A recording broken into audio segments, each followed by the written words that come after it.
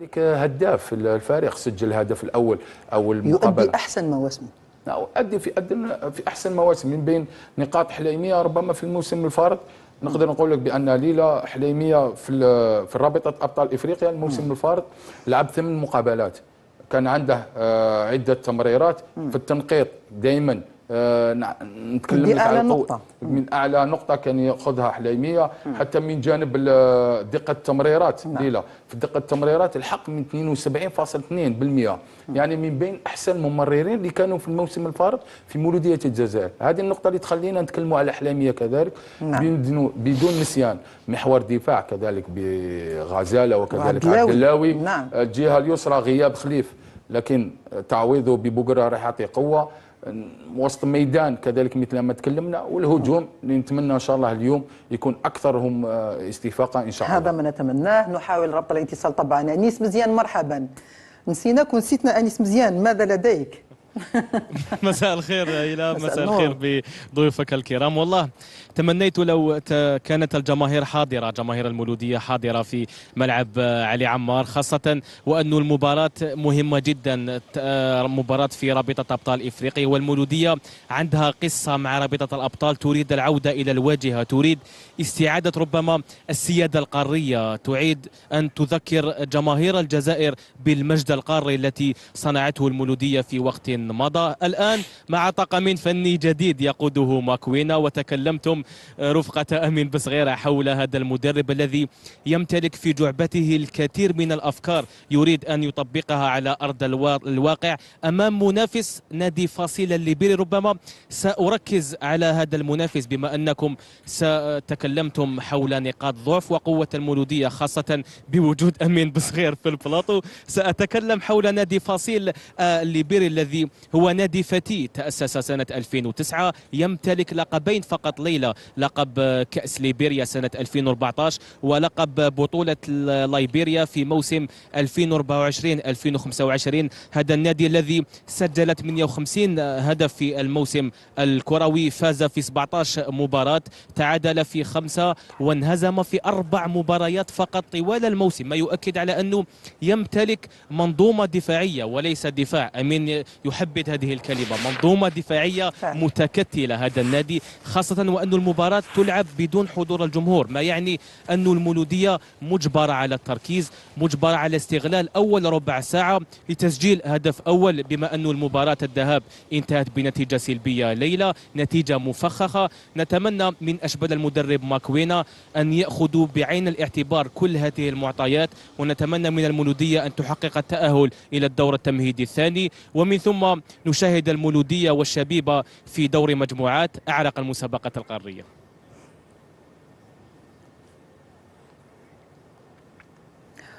فعلا أنيس، منظومة دفاعية كما قلت قوية. مولودية الجزائر تبحث على تأكيد ربما أو تجاوز نتيجة الذهاب، وتأكيد الأحقية طبعا على أرضية ميدانها بملعب علي عمار بالدويرة. ونحن سنتحدث تقنيا وأنت ستكون معنا على أرضية الميدان لموافاتنا بكل صغيرة وكبيرة. أمين بصخير، تحدثنا قلنا على فاصل الليبيري، قلنا أن هذا الفريق يلعب على المرتدات، يعتمد على لاعبي وسط ميدان ارتكاز يعني. أنا لما شفت المباريات نتاعو، لما شفته في مباراة الذهاب أمام مولودية الجزائر، فريق يحسن اللاعب في عمق دفاع الخصم. هل المولودية كيف ستتعامل المولودية مع هذه النقطة؟ اليوم ليلى راح يكون نقدروا نديروا مصطلح بكتله منخفضه نوعا ما او متوسطه. المولوديه لا، اتكلم على فاصل. لان في المقابله الذهاب مثل ما تكلمتي شفناه اكثر هجوميا، لانه هو اللي كان هو يستقبل هو كل شيء عادي. هو اللي خلانا نشوفه بوجه اخر. اليوم العكس، مثل ما تكلمتي في البدايه، نتيجه 0-0 هو لحد الساعه لم يقصى، لان 0-0 لا تقصيه أكيد. يعني راح يكون فيه لعب وراح يكون فيه دقائق بالنسبة له، هذا اللي يخليه يغير من نهج تكتيكي ويلعب على المرتدات. هذه النقطة اللي راح يستغلها. أنا بالنسبة لي مولودية الجزائر كيف راح يستغلها؟ راح يستغل عن طريق الأخطاء، لأن لما فريق راح يلعب بكتلة منخفضة أو كتلة متوسطة، يعني المنافس راح يبحث عن اخطائه. هذه الاخطاء هي اللي راح يتجسد اهداف. هذه النقطه اللي يعتمد عليها كثيرا ماكوينا. كيفاش يعتمد على الاستحواذ والبحث عن اخطاء المنافس للذهاب في ظهر الدفاع او ظهر وسط الميدان. وهذه النقطه اللي يحبها اللاعب ثابتي، اللي يكون دائما في مرحله البناء والبحث عن زوغرانا واللاعب بن حوا والاستغلال الجهه اليمنى اكثر منها الجهه اليسرى. اليوم انا بالنسبه لي لا تغيير كيبري في مكان مسوسه، نقدر نقول بان راح يكون توازن من كلا الجهتين، اي الجهه اليمنى والجهه اليسرى. استغلال النعيجي وحليميه طبعا كيبري. نعم، استغلال النعيجي وحليميه في الجهه اليمنى، واستغلال بوغرا وكيبري. النعيجي راح نشوفوه ليس كلاعب مهاجم ايمن، راح يدخل لوسط الميدان، لان دائما نشوفوا النعيجي في الاستقبال، ودائما يكون ذلك اللاعب اللي يحب يلعب وراء المهاجم. يعني هذه قوته، هذه نقطه قوته. يعني في الهدف الاول اللي سجله في الجوله السابقه كان وراء المهاجم، وهو اللي كان في الاستقبال وراء بايازيد. تفكر لما بومال بدلوا المنصب نتاعو ما متش فيه نعيجي؟ لا، شو احنا تعودنا على نعيجي يحب لما يكون هو وراء المهاجم، لان لما يكون وراء المهاجم تكون عنده رؤيه اكثر فعلا جيده. لكن لما يكون في الجهه اليمنى انا بالنسبه لي يحرم نوعا ما من تلك النوعيات اللي تعودنا عليها نعيجي. لان تشوفي الموسم الاول نعيجي لما استقدم الى مولوديه الجزائر كان يلعب وراء بايازيد، الجهه اليمنى كان يلعب اللاعب بوشريط، والجهه اليسرى كان يلعب يوسف بالليلي. دائما نعيجي كان يعطي تلك الاضافه وتلك القوه، لان دائما تكون عنده مسانده لبايازيد. هذه من نقاط قوته. اليوم انا بالنسبه لي مولوديه راح تعرف تستغل الاروقه الخمسه، وراح تكون اكثر هجوميا، هذا رايي، وهذا ما نتمناه خاصه في الربع ساعه الاول، لان لما تفرض شخصيتك وتفرض منطقك امام منافس اللي راهو، أنا بالنسبة لي ما نقولوش بأن أقصية. كنت راح نهدر لك على المنافس. يعني هذا نادي فاصل، حتى ما نقللوش من قيمة فاصل. هو أصلا بطل دوري ليبيريا، هكذا الدوري الليبيري. لو تشوف الإحصائيات نتاعو أمين، في آخر 10 مباريات فاز في 7 مباريات يعني، وخسر مباريتين وتعادل في واحدة. يعني هذا الفريق ما راهوش فارق، يعني سجل 22 هدف وتلقى 7 أهداف. يعني فريق احصائيا محترم. هي كان بطل ليبيريا، كان عنده 56 نقطة لما كان متوج بالبطولة، لعب 26 مقابلة، فاز ب 17 مقابلة ليلة من 26 مقابلة، تعادل في 5 وانهزم في 4 مقابلات، سجل 57 هدف. يعني من جانب الهجومي لما تسجل 57 هدف يعني فيه حس تهديفي كبير. سجل عليه 21 هدف. يعني من جانب الدفاعي نقدر نقولوا باللي متوسط، ليس بالدفاع ذلك القوي. يعني من جانب الإحصائيات والأرقام ليس فريق سهل فعلا.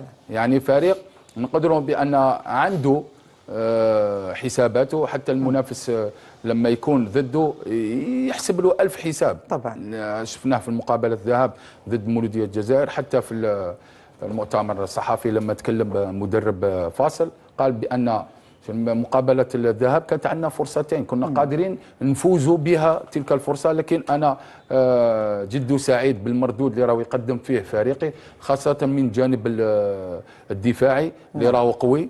هذه تعطينا نظرة بأن لهذا أنا نتكلم لك لي حسب المؤتمر الصحفي اللي يتكلموا المدرب. يعني من لما يتكلم لك على الجانب الدفاعي أننا أقوياء ونعرفوا كيفاش نمروا بتلك المراحل الثلاثة اللي هي مرحلة الضعف ومرحلة القوة ومرحلة التوازن. يعني تحسي بأن هذا الفريق يحسب له 1000 حساب، لكن مع المولودية إن شاء الله ما يكونش في حساب آخر، يكون الفوز إن شاء الله. أكيد طبعا. وكل طبعا حتى شبيبة القبائل غدا موفقة أمام النادي الغاني بداية من الساعة 7 مساء بملعب المجاهد الراحل حسين عيد أحمد بتيزي وزو. عبد الرزاق حلالشي، الفار لا يوجد في المنافسات الافريقيه في الادوار الاولى تماما، يعني حتى تعرف الناس ما كاش اليوم الفار. نعم ما كاش الفار، والسبب واضح الاخت ليلى، لانه كاين بلدان كثيره اللي ما عندهمش امكانيات تاع الفار. وحيكون بالاثر السلبي على البلدان اللي عندها امكانيات. احنا كان قادر اليوم نستعملوا الفار وحاجه نعم. عاديه لانه أكيد. رانا نستعملوها في البطوله المحليه. نعم. ما كاش الفار نتعاملوا مع هاد التكنولوجيا نعم. كاينه ولا ما كاش لازم نتعاملوا معها. يعني انت الفار تاعنا اليوم. نعم. لا خاصة لا لازم اللاعبين تاعنا يعرفوا باللي ما كاش الفار، لأنه كي ما كاش الفار يقدر كيما يكون الفار راح يحسم لجهتك كيما راح يكون طبعا يكون عكس ما تريد. عكس ما تريد. وهذا يعني هذه هي منطق وقرارات الكاف. هذه هو ولا بد نعم. من هذا الشيء، لابد أن قرارات الحكم تحترم. هذه حاجه عاديه، وما حتى مع التعديلات الجديده. نعم.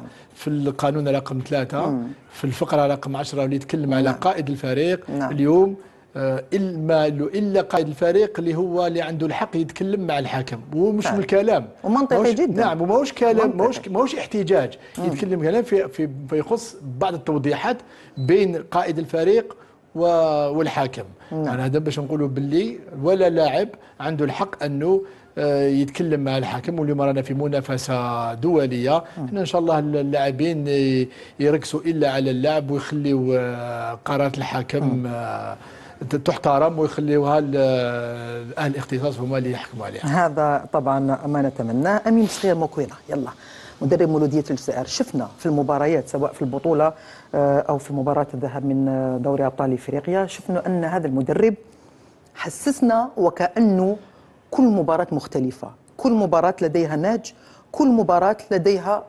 خصوصيتها. يعني نقدر نستناو اي مباراه بنهج تكتيكي مختلف. أنا أصبحت من اختصاص التحليل. لا شفت مباريات البطولة. والله يعني لا كل مقابلة عندها أسلوبها، كل مقابلة عندها فكرتها. شفنا ضد أولمبيك أقبو كان عنده فكر آخر، ضد اتحاد الجزائر كان عنده فكر آخر، ضد مولودية وهران كان عنده كذلك فكر آخر. نحس بان يتعامل حسب المقابلات فعلا، ما يتعاملش حسب انا بالنسبه لي التشكيله او النقائص. هذا اللي خلانا نشوفوه في عده مقابلات يكون عنده تغييرات، يكون عنده اسلوب، يكون عنده نظره. شفناه في المقابله السابقه في مرحله الذهاب، كانت عنده نظره اخرى حتى في التغييرات اللي قام بها ليلى اعطتنا اضافه. الان شفنا في دكه البدلاء في عدة مقابلات دائما يكون عنده خيارات جيدة. بن خماسة، اللاعب فرحات، كان كيبري لما يكون في دكة البدلاء. يعني نظراته دائما تكون في الشوط الثاني تعطي تلك الإضافة. ضد مولودية وهران كان عنده بطاقة حمراء خروج ثابتي، غير ودخل لاعب من الشبان مولودية الجزائر في محور الدفاع ورجع بثلاثة أو خمسة للوراء، ثم غير تلك التغييرات الهجوميه، دخول بن خماسه ودخول اللاعب فرحات وكيبري حتى اللاعب حمادوش، اعطى تلك الاضافه الهجوميه. يعني نظراته وفكرته انا بالنسبه لي هو اضافه للكره الجزائريه. ماكوينا كمدرب ان شاء الله هذه الافكار تكون مستوعبه من عند اللاعبين، لان ليلى انا نقدر نعطيك فكره لكن كيف تجسدها هنا الاشكال. ذلك يعود الى نوعيه اللاعبين. مولوديه الجزائر الحمد لله هذا الموسم منظومه مولوديه الجزائر لم تتغير، يعني حقيقه ما عدا لو ناخذ بعين الاعتبار، خلينا نقولوا وجود حارس دولي يعني مثل اليكسيس قندوز اضافه، يعني هذه الامور اضافه الى ربما طريقه النهج التكتيكي لموكوينا. شفنا انه امور مختلفه، لانه حتى في البطوله فوزين وتعادل من 3 جولات لعبتها المولوديه هكذا مهم جدا. يعني لا مولودية الآن بالنسبة لي هي في منحنى تصاعدي رغم الغيابات أو الإصابات اللي أثرت نوعا ما على الانطلاقة القوية اللي تعودنا عليها دائما المولودية تقوم بها. ما ننساوش ليلى استخدام حسن بنغورة اللاعب الغيني، استخدام فرحات، عدة لاعبين، حتى لاعب بوصوف اللي الآن كذلك هو في مرحلة التأهيل وكذلك في التدريب. يعني عدة لاعبين راح يعطوا تلك الحلول لماكوينا، التجسيد الفكر. ماكوينا هو يعود على نوعية اللاعبين، والشيء الإيجابي في مولودية الجزائر هو الاستقرار. الشيء الإيجابي اللي يعطيك ربما نقولوا الهدوء هو استقرار، لأن ما غيروش كثيرا مولودية اللاعبين. لما تشوفي لا تشكيله لما تشوفي نفس التشكيله، لما نفس تشوف عبد اللاوي، غزاله، حليميه، بوقره، يعني ثابتي، بن حوه، نعيجي، كيبري، بايزيد، يعني نفس اللاعبين الموسم الفارط، لاعبين اللي هو بوقره واللاعب قندوز اللي ربما هما اللاعبين اللي يستقدما، لكن نعم. لو ما كانش خليف مصاب كنا نشوفوا خليف في الجهه اليسرى. حتى خليف يعني شفناه الموسم الماضي كان ادى موسم جميل جدا ورائع، يعني اثبت مكانته. هذا يعطينا نظره بان من جانب الاداري ومن جانب الفني مولوديه الجزائر هي بخير، لان فيه استقرار من جانب الاداري وفيه استقرار من جانب التقني ومن جانب التشكيله. تغيير مدرب، هذا مدرب راح يعطيك فكره، راح يعطيك نظره، هذه الفكره وهذه النظره اللي انا بالنسبه لي هل هو فعلا مختلف مكوينه مختلف يعني. لا عنده اختلاف كبير. لا لماذا في اختلاف؟ نقدر انا نعطيك ايجابيات اكثر من سلبيات. في الايجابي يقدر يغير نهج او يغير اسلوب المقابله، يعني في كل مباراه في مقابله نهج مختلف، يقدر وين يقوم بتغييرات ما تعطيش تلك الاضافه. لماذا قلت لك لي ما تعطيش تلك الاضافه؟ فكرته واسلوبه هل راح يكون استوعابه من عند اللاعبين من جانب النوعيه؟ لان لا نكونوا واقعيين، اي مدرب يكون في مولوديه الجزائر ما يغيرش من مركز ثابتي، لان تشوفي ثابتي لما يرجع يصبح لاعب في مرحله البناء ولاعب استرجاع، هذا ربما بالنسبه لمدرب اخر ما يقومش بهذا التغيير. يكون عنده نوعا ما تخوف، حتى من جانب بن خماسه لما يكون في دكه بدلاء رغم انه كان مصاب، يقدر اي مدرب يكون يقوم يوظفه في التشكيله الاساسيه. هذه النقاط اللي تخليك بان هذا المدرب نقدر نقولوا انا متغير على المدربين الاخرين بنوعيته، بطريقه لعبه، حتى بطريقه تدريبه. لان ليلى لو تشوفي التدريبات اللي هم يقوموا بهم مولوديه الجزائر، شفنا تدريبات نقدر نقولوا احنا حديثه وتدريبات جديده الان راهي في الكره العالميه. صح فعلا. هذه الاضافات راهي تخلينا بان نشوفوا بان مولوديه الجزائر فيه اشياء ايجابيه كثيره، حتى من جانب الملعب. لما تشوفي الملعب هذا تحفه.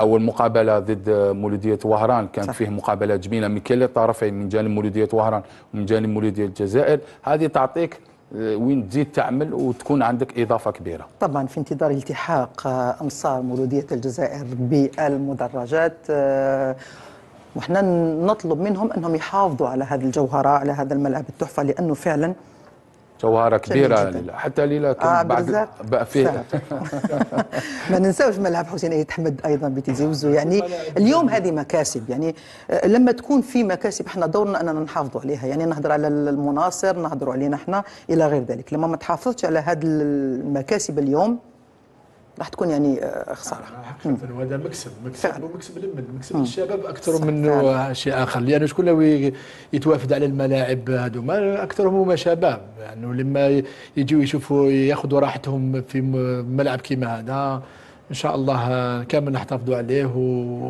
وتكون توعيه من كل الاطراف. يلا اي واحد يجي. نعم، وهذه قلت الصور، انا كنت نتحدث على جمال الملعب يعني والفخامه نتاعو. شوف حتى الصور العلويه للملعب يعني تعطيك واحد الراحه النفسيه، حتى ارضيه الميدان جداً. حتى ارضيه الميدان راهي ممتازه جدا. نتمنى فقط انه كل هذه الظروف تساعد فريق مولوديه الجزائر ممثل الجزائر في كاس رابطه ابطال افريقيا، طبعا رفقه شباب او شبيبه القبائل، في تعدي حاجز النادي فصال الليبيري، لانه لو يتاهل فريق مولوديه الجزائر اليوم راح يواجه هكذا المتاهل من مباراه جرافه السنغالي وكولومبيا هكذا الكاميروني. وشفنا المقابله الذهاب بينهما انتهت 0-0. وراح تكون غدا المقابله راح تلعب غدا. جراف هو اللي راح يكون المستقبل في السنغال. هذا يعطينا بان مولوديه اليوم ان شاء الله راح تتاهل. جراف سنغالي عندنا ننظر عليه يعني وين لعب ضد اتحاد الجزائر وتاهل عليه اتحاد الجزائر، رغم انه منافس قوي جراف السنغالي. انا في مقابله الذهاب كانت لجراف 0-0 ضد اتحاد الجزائر، بدون نسيان ليلى بان مولوديه الموسم الفارط تاهلت من فريق ليبيري كذلك في اول دور تمهيدي اللي كان هو واتانغ الليبيري. لما لا اليوم ان شاء الله كذلك. شوف ما راش نديروا لها في الضغط. المولوديه اليوم انصارها يطالبوها بالتاهل، انتهى. يعني المولوديه فريق على غرار الفرق الكبيرة الجزائرية لما نقول يعني شبيبة القبائل، شباب الوزداد، اتحاد الجزائر، وفاق سطيف، أندية كبيرة جدا يعني يسامحونا نادي رياضي القسنطيني يعني اللي ما ذكرناهمش. المولودية اليوم أنا نقول يعني بتشكيلتها اليوم، بأدائها، بملعبها، بظروف تحضيرها إلى غير ذلك، اليوم المولودية لازم عليها تروح إلى أبعد يعني نقطة في رابطة أبطال إفريقيا يعني. هي من أهداف هذا الموسم هي الذهاب بعيدا، لأن الموسم الفارط كان ربع نهائي نعم. ضد أورلاندو بيراتس وين أقصي، وأنا بالنسبة لي مولودية لو عرفت تسير كانت قادرة تتأهل إلى نصف النهائي. نعم. هذا الموسم لما لا إن شاء الله نشوف مولودية الجزائر في النهائي أو تذهب إلى أبعد شيء إن شاء الله في هذه الدورة. لما لا كذلك نشوفوا شبيبة القبائل، ونتمنى نشوفوا نهائي بين فريقين جزائريين. لا يعني نتمنى النهائي نرفض انه يكون في دور متقدم جدا، ان شاء الله لانه راح نحرم مثل ما حدث الموسم الماضي في اتحاد الجزائر النادي الرياضي القسنطيني، لانه تلقانا مقسومين على جهتين يعني. انا لما لعب النادي الرياضي القسنطيني واتحاد الجزائر مؤلم جدا. اليوم رانا مولودية الجزائر اليوم. والله تتخمم على النادي الرياضي القسنطيني ولا الاتحاد الجزائري؟ لا هي في الدور التمهيدي دائما ليلى في الدور التمهيدي نشوفوا مقابلة صعيبة، لان هذا الدور الاول الدور التمهيدي سجل 38 هدف من 60 مقابله. من 60 مقابله سجل 38 هدف، يعني نسبه قليله، والاهداف سجلت كلها في الشوط الثاني. يعني ما زال فيه مقابله العوده بالنسبه لكل الفرق. هذا اللي يعطينا نظره بان الدور التمهيدي راح يكون صعب، ويبدا يصعب بعد الدور الثاني. الدور الثاني ان شاء الله. لا هي كل ما تتقدم في رابطه الابطال الافريقيه راح تصطدم بانديه قويه يعني، وراح وتكون مفاجات ليلى. لانه في انديه هي منطقيا ما تشاركش في الدور التمهيدي الاول ولا يعني هكذا. نعم في عده مثل الاهلي المصري حسب حسب التصنيف طبعا تصنيفها وترتيبها في المسابقات يعني السابقه. امين نقطه برك راني نخمم فيها انا لما شفت التشكيله اللي حافظ عليها موكوينا هكذا مدرب مولودية الجزائر. قلنا لمن التحق بنا حافظ على قندوز في حراسة المرمى ومنطقي جدا، عبد الله غزالة، بوقرة حليمية، زوغرانا، تابتي، بن حوا، نعيجي، كيبري، وبايزيد كرأس حربة هكذا. هذه التشكيلة دارت عدلت سلبا يعني خارج القواعد. هل لأن الأمر يختلف حافظ على نفس التشكيلة ما عدا كيبري ومسوسة هكذا حافظ على نفس التشكيلة، هل هنا مباراة خارج القواعد تختلف على داخل القواعد؟ هي لو نعود للوراء ليلى هي نفس التشكيله اللي راهي تلعب في المقابله 3 مقابلات الاخيره بالنسبه لها، حتى ضد مولوديه وهران لعب بنفس التشكيله يعني مسوسه. انا عجبتني الصور اللي راهي خلفي الان يعني هي اشياء ايجابيه خاصه مع نشيد مولوديه الجزائر.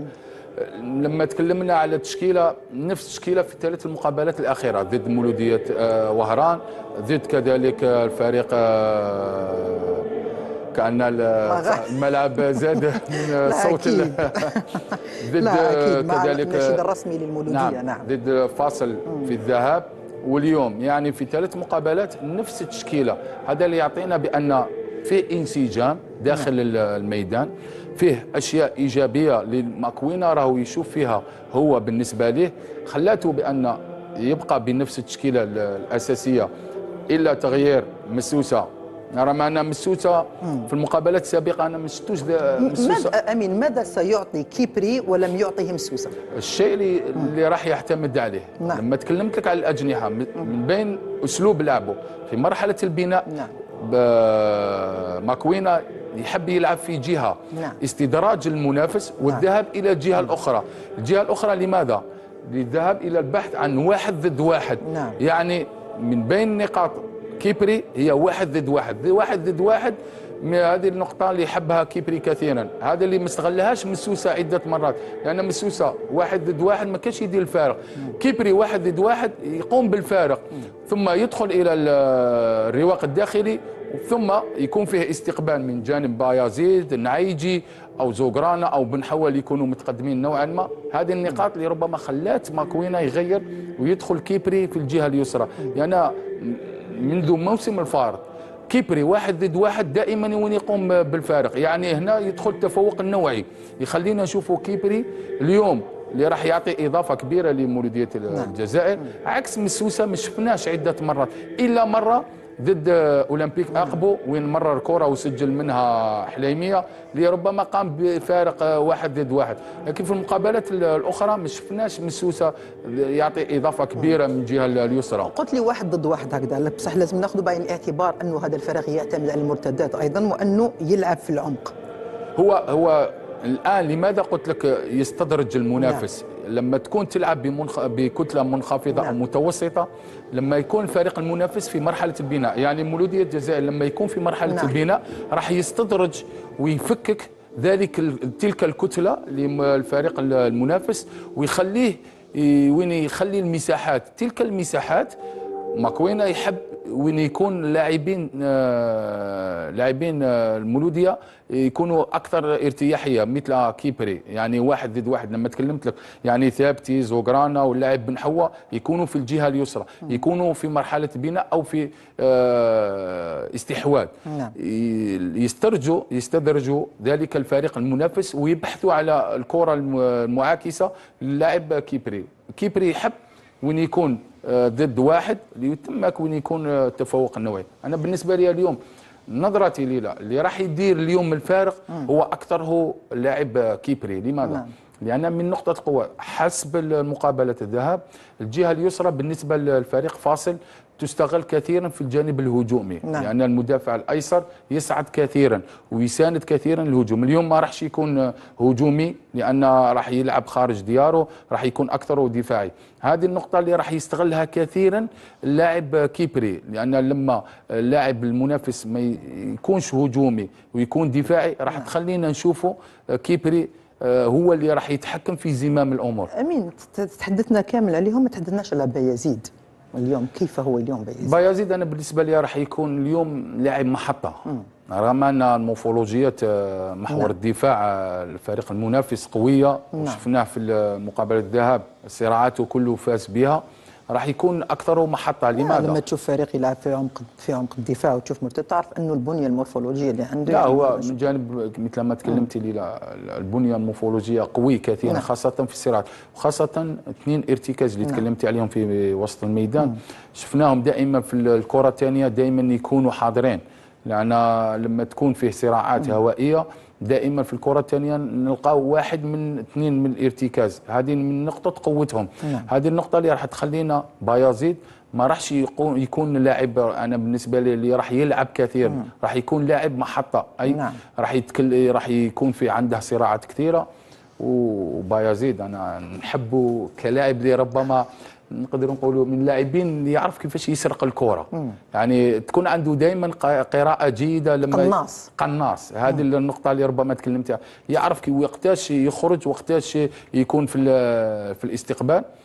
لما لا؟ انا والله ليلى نظراتي اليوم راح تكون اكثرها من جانب كيبري اللي راح نشوفه راح يعطي اضافه. انا كنت راح نتبع كاع اللاعبين، لكن دوك نتبع كيبري باش نشوف ايش كيدير امين. هذه النظره. لماذا انا تكلمت لك على كيبري من اللاعبين، اولا لاعب حتى في الصراعات قوي، لاعب نوعيه عنده جيده، يحب لاعبين مثل هذا اللاعبين اللي يكونوا دائما دفاعيين اكثر منهم هجوميين، يعرف كيفاش يستغل تلك المساحات، حتى خاصه من جانب المراوغات. في الموسم الفارط كانت عنده في بطوله كامله كانت عنده 19 مراوغه صحيحه، يعني لاعب تكون عنده 19 مراوغه صحيحه، يعني 19 مراوغه صحيحه مع تمريره. يعني مولوديه ما عرفتش الهجوم، مولوديه ما عرفش يجسد تلك المراوغات. 19 مراوغه صحيحه، يعني 19 مراوغه صحيحه، هذه ربما انا بالنسبه لي احصائيه اضافيه كبيره من جانب الهجومي للاعب بايزيد والنعيجي. عبد الرزاق حلالشي، تفوز المولوديه اليوم؟ شوف بديتي واحد الكلمه ليلى، قلتي مباراه مفخخه. اكيد. وشوفي هو يعرفنا امين انه كي تكون مباراه الاياب الذهاب 0-0 تكون اصعب نتيجه. نخاف هذه النتيجه. واللوائح نزيدوا حاجه نضيفوها، انه لوائح الكاف في هذه المنافسه في الدوري الابطال اليوم المولوديه لابد عليها انه تفوز. ما لازمش عليها تعادل. تعادل في حاله واحده 0-0 نروح مباشره لركلات الترجيح.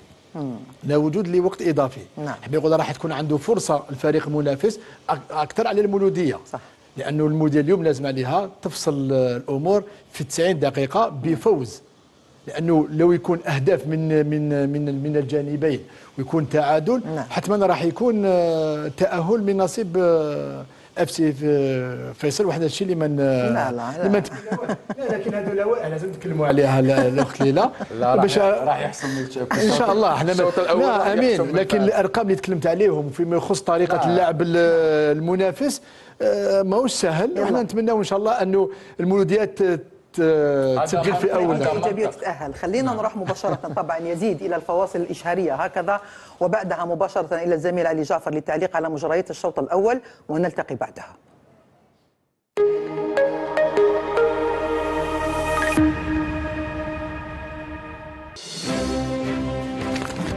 وردنا قبل قليل إيريس عادت بتلفزيون جدد وغير ثقيل. إيريس والابتكار بعد الإشهار. إيريس والبيبر تيفي، فن ديزاين وأناقة، الحطة في الحيط، تحفة تاع متحف. 3 سنتيمتر من كاش اللحم. هو كاين.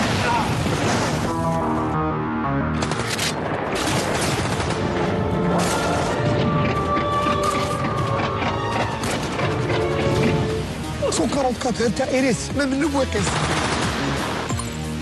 الهضرة تيرا مع بن ناصر، امبوسيبل تكون خاسر. نزيد لك مع بورتاب تيفي كي تهبط الحومة، تكنولوجيا إيريس تجي معاك.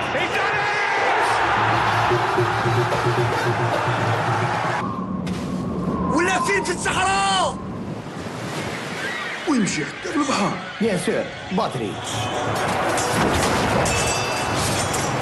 بلا ما نحكيو على الاولى تي في سينما، وكي تشبع من كلادياتور اقلبها كراوكي مع المينيداد. انذر عجبك الحال يا سيسا؟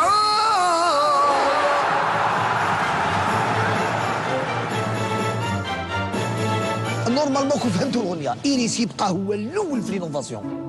التشكيلة الجديدة لتلفزيونات إيريس، ديما نشوفوا بعيد. إيريس، نظرة للمستقبل.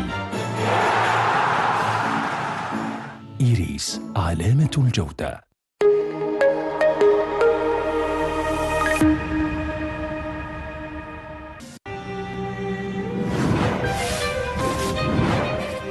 يقدم لكم هذا البرنامج برعاية إيريس. إيريس، علامة الجودة. إذا نرحب بكم مشاهدينا الكرام مجددا بعد الفواصل الإشهارية. أما الآن فأربط الاتصال مباشرة مع الزميل علي جعفر للتعليق على مجريات الشوط الأول. علي جعفر مرحبا. مرحبا ليلى، شكرا لك. جميل الملعب علي جعفر، ما شاء الله، منظر جميل وبديع جدا من هنا، خاصة من منصات التعليق. ليلى لك أن تستمتع، وعندك حتى يعني درجات الحرارة وكل الأمور المتعلقة بالطقس راهي أمامك علي جعفر. إذا موفق في التعليق على مجريات هذه المباراة، ونلتقي بعدها إن شاء الله. شكرا جزيلا لك ليلى، زميلة ليلى بن فرحات، ومحللينا أمين بصغير وعبد الرزاق حلالشي عفوا. إذا بسم الله الرحمن الرحيم، مشاهدينا الأفاضل أينما كنتم، تحية طيبة لكم مباشرة من ملعب علي عمار علي لابوانت بالدويرة، مباشرة ومباراة الدور التمهيدي الأول من رابطة أبطال إفريقيا لكرة القدم.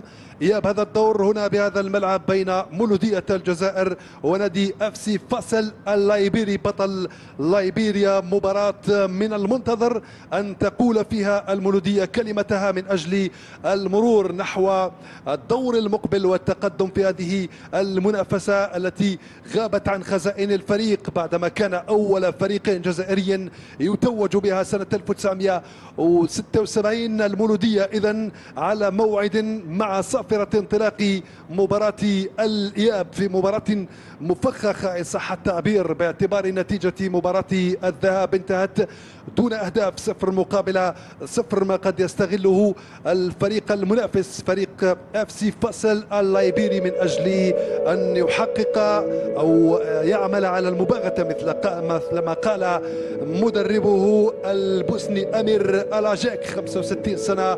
وهنا إذن دخول اللاعبين إلى أرضية ميدان ملعب الشهيد علي عمار المدعو علي لابوانت، إذن في طقس مناسب وأجواء مثالية لإجراء مباراة في المستوى بين المولودية وضيفها FC فاصل. تشكيلة المولودية تقريبا مثلما ذكرها محللون في البلاطو قبل انطلاقة المباراة هي نفسها التي لعبت مباراة الذهاب وكذلك مباراة مولودية وهران ضمن إطار البطولة باستثناء كيبري إيمانويل الذي خلف أمين مسوسة كمهاجم ثالث إلى جانب بايزيد ونايجي. هذا هو الملعب التحفة، ملعب مولودية الجزائر 1921، فريق عريق من أعرق الأندية الجزائرية والعربية والإفريقية. المولودية ستكون بعد قليل مع مهمة جديدة وانطلاقة متجددة ضمن أعرق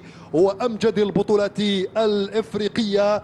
طبعا المولودية رونالي موكوينا 38 سنة الجنوب افريقي اختار التشكيلة التي فازت في المباراة السابقة والتي عادت طبعا هنا بمنافسة البطولة امام مولودية وهران، وكذلك عادت بالتعادل من هناك من لايبيريا كما تظهر في الصورة. قندوز في الحراسة، عبد الولاوي وغزالي في محور غزالة أقول في محور الدفاع، حليمية على الجهة اليمنى، بوقرة يسارا، زوجرانا، تابتي وبن حوا في وسط الميدان، وفي الهجوم الثلاثي نعيجي كيبري وبايزيد سفيان. بينما في الاحتياط مثلما تظهر ويظهر في الصورة رمضان عبد اللطيف الحارس الثاني، رستم دنداوي، محمد بن خماسة، زين الدين فرحات، الحسن بانجورا، حمدوش ياسين، مهدي بوشريط، شمس الدين بوبطاش وامين مسوسة.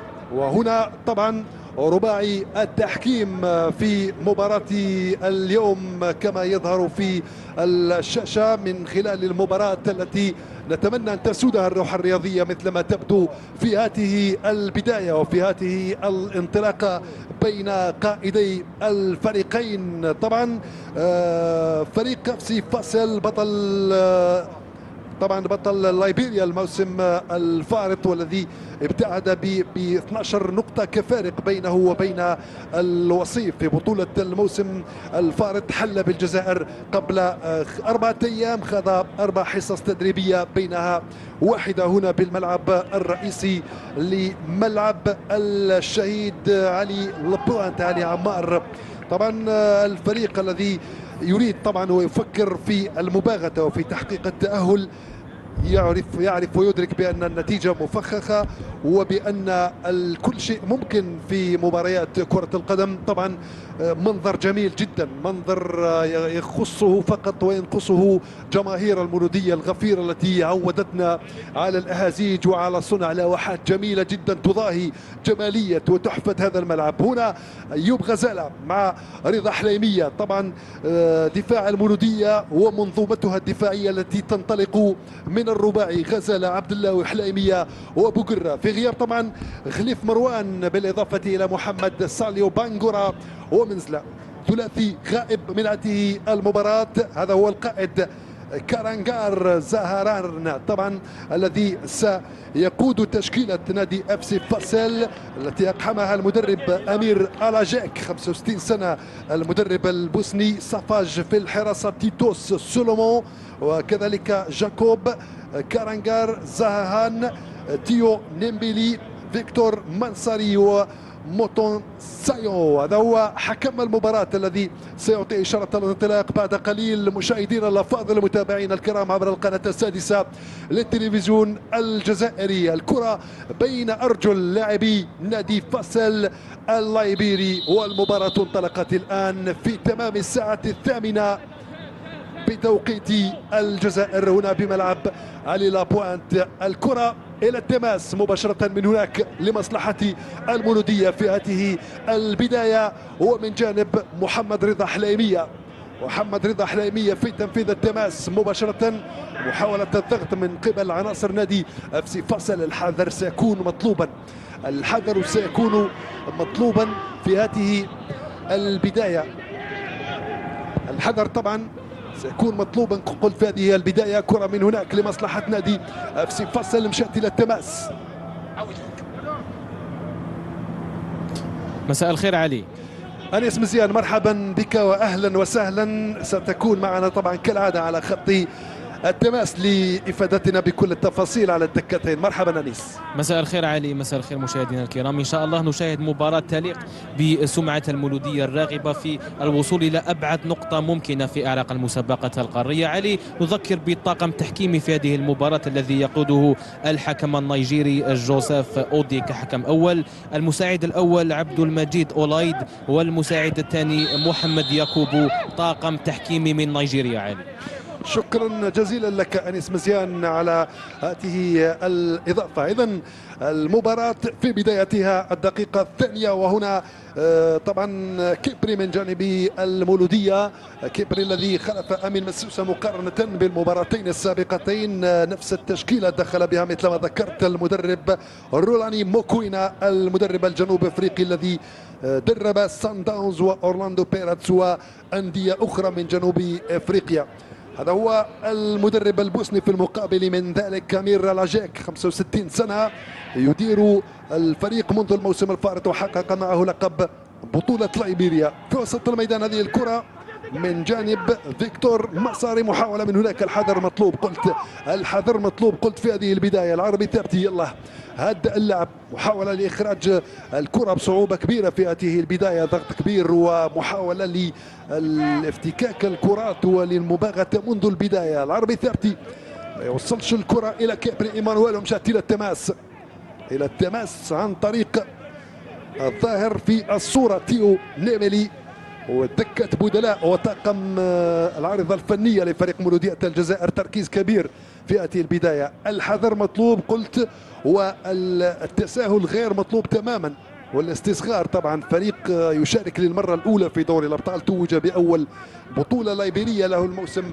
الفارط، فريق حديث النشأة منذ 2009، ولكن مع ذلك الفرق الصغيرة لطالما كانت تبحث عن المباغتة أمام الفرق العريقة الكبيرة. على غرار المولودية بتاريخها، بإنجازاتها، بألقابها، أول فريق جزائري يتوج بدور الأبطال في تسميته السابقة بطولة أبطال إفريقيا أو كأس إفريقيا للأندية البطلة آنذاك 1976. هنا التدخل والمخالفة يصفرها ويمنحها حكم المباراة لمصلحة مولودية الجزائر في هذه البداية. من الجهة اليسرى للمولودية والجانب الأيمن لحارس مرمى فاسل سافاج أحمد. هنا محمد رضا حليمية في التنفيذ. هل ستشهد الدقيقة الرابعة أول أهداف المباراة؟ نرتقب وننتظر. أمام الكرة محمد رضا حليمية التنفيذ. الحكم يفصل في الأمور ويفض الاشتباكات بين مدافعي أو لاعبي المولودية ونظرائهم من نادي أف سي فاسل اللايبيري. القائد أيوب عبد اللاوي طبعا يحتج على، يبدو أنه كان هناك اعتداء من قبل أحد لاعبي نادي أف سي فاسل في هذه البداية. يجب أن تبقى المباراة في إطارها الرياضي وأن تكون أو تظل كما بدأت. يعني يجب أن لا يدخل لاعب المولودية في هذه الأمور علي جعفر، لأنه نتيجة الذهاب نتيجة مفخخة، والفريق اللايبيري ربما يريد إخراج المولودية من المباراة فعلا. وهذه أمور معروفة وتعودنا عليها، خاصة من الأندية التي تأتي من عمق القارة الإفريقية. الحذر يكون هو شعار هذه المباراة. تسجيل هدف سيحرر المولودية في هذه البداية وسيدفعها لتسجيل أهداف أخرى من أجل الأريحية واللعب بكل ثقة، بينما الاكتفاء بهدف واحد أو بنتيجة بيضاء مثل ما بدأت. تلعب الكرة لمحمد رضا حليمية في هذه البداية. الهدف الأول، والهدف الأول للمولودية. كانت الراية مرفوعة من هناك من قبل الحكم المساعد الثاني، وبايزيد سفيان سجل هدفا أبيض في حدود الدقيقة الخامسة. هنا الإعادة وهنا الصورة على مرتين. طبعا لمسها غزالة، ولو لم يلمسها غزالة بايزيد لم يكن متسللا. على كل وجهة نظر وزاوية نظر الحكم المساعد الثاني. من هناك كرة لمصلحة فاسيل، استرجعت وعادت لمصلحة المولودية. بوقرة في منصب غير متعود عليه، طبعا صار يلعب على الجهة اليسرى في غياب خليف مروان الظهير الايسر لنادي مولودية الجزائر، ومغادرة طبعا حمزة موالي الى شبيبة القبائل رفقة عدد من اللاعبين الذين غيروا الاجواء بداية هذا الموسم. تلعب الكرة مباشرة من قندوز بحثا عن بايزيد سفيان، من هناك كيبري ايمانويل، وفي المتابعة وفي المضايقة سولومون غريماس يخرج الكرة الى التماس. تلعب بسرعة محمد زوكرانا عنده الكرة، محاولة من هناك مع كيبري ايمانويل يتقدم بالكرة ويتحصل على الخطأ. حكم المباراة يمنح الخطأ لمصلحة مولودية الجزائر. كرة ثابتة ثانية في حدود الدقيقة السابعة الآن. طبعا هناك حديث مع حكم المباراة الذي يريد أن يفرض الانضباط منذ البداية. جوزيف فودي في الصورة. هاي المراوغة تاع طبعا كيبري ايمانويل، حاول استعمال المهارة والفنيات الفردية ولكن بين لاعبين اثنين تعرض للمعرقلة. وكرة ثابتة مناسبة تماما لمحمد رضا حليمية المختص في الكرة الثابتة. الحارس سافاج أحمد سافاج في ضبط الجدار الدفاعي المكون من لاعبين اثنين. وبداية طبعا تريدها المولودية للتسجيل المبكر من أجل الاطمئنان والأمان وتسيير ما تبقى من أطوار هذه المباراة بأكثر ثقة وأريحية. يلا الهدف الأول في هذه البداية. فلنشاهد الشباك تهتز منذ الدقيقة الثامنة مشاهدينا بحول الله لمصلحة المولودية. محمد رضا حليمية يستعد يتهيأ لتنفيذ هذه الكرة الثابتة. تلعب مباشرة ولكن فوق العارضة الأفقية. فوق العارضة الأفقية مرت بقليل فقط عن إطار مرمى الحارس أحمد سافاج من محمد رضا حليمية في بدايته هذه المباراة. مولودية الجزائر طبعا التي حققت الفوز في البطولة على مولودية وهران 3-2 بهذا الملعب في أول مبارياتها هذا الموسم بهذا الملعب. طبعا 3-2 نعيجي وبايزيد والشاب الواعد حمدوش سجلوا ثلاثية المولودية. فازت كذلك بأقبو 1-0 من تسجيل وتوقيع المدافع الهداف محمد رضا حليمية. وتعادلت في الديربي العاصمي بملعب مصطفى تشاكر ضمن الجولة الثانية 0-0 مع اتحاد الجزائر. 3 مباريات مؤجلة للمولودية. المباراة الجولة الافتتاحية أمام شباب بلوزداد ومباراة نجم بن عكنون وشبيبة القبائل المباراة الثالثة المؤجلة. تلعب الكرة دفاع FC فاصل يخرج الكرة. ثاني من التبادلات القصيرة دون كسب الثقة ويريدون طبعا البناء من الخلف والانطلاقات السريعة.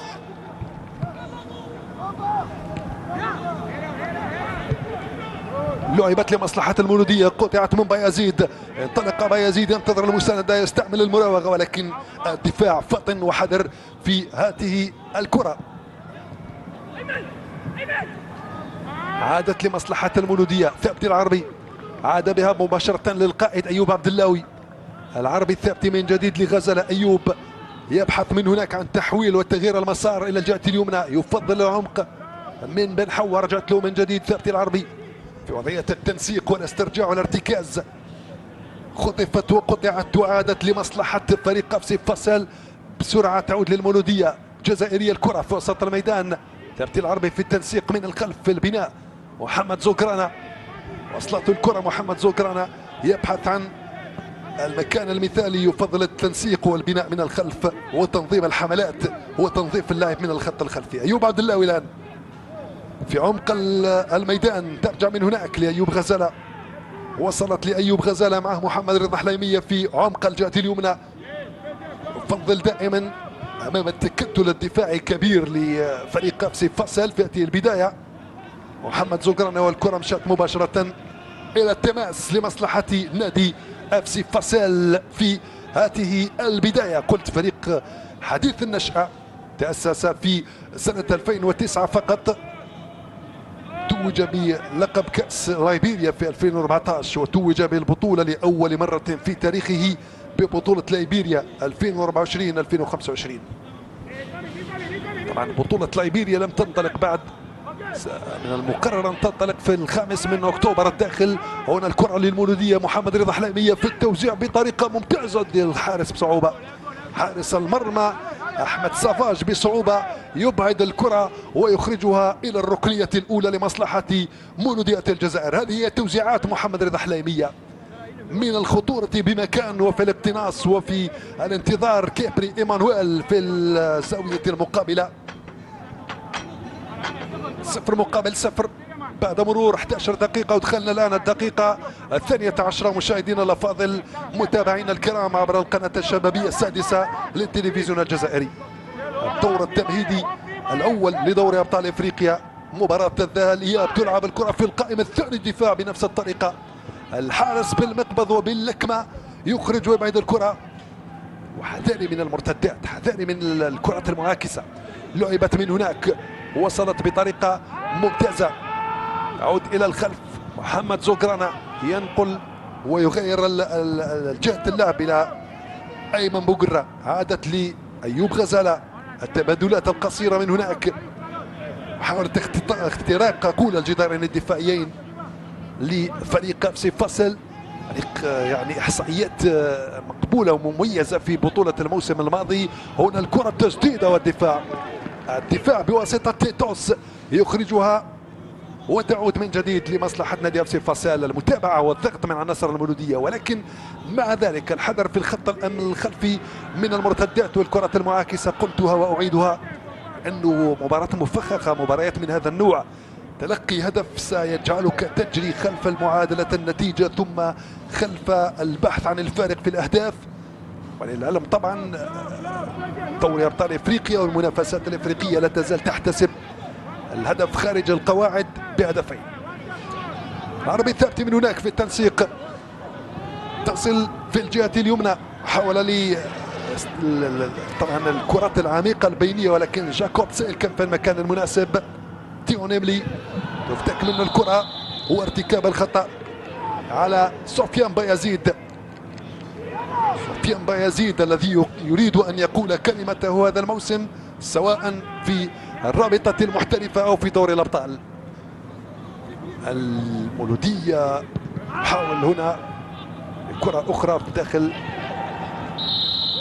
حتى الآن هناك فطنة دفاعية، هناك تنظيم دفاعي من جانب نادي FC فاصل يصعب اختراقه إلى غاية الدقيقة طبعا 14 من زمن المباراة.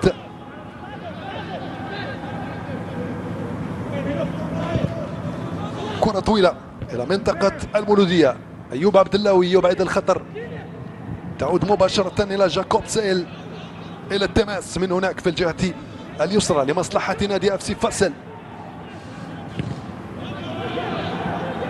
مباراة مغلقة لحد الآن في انتظار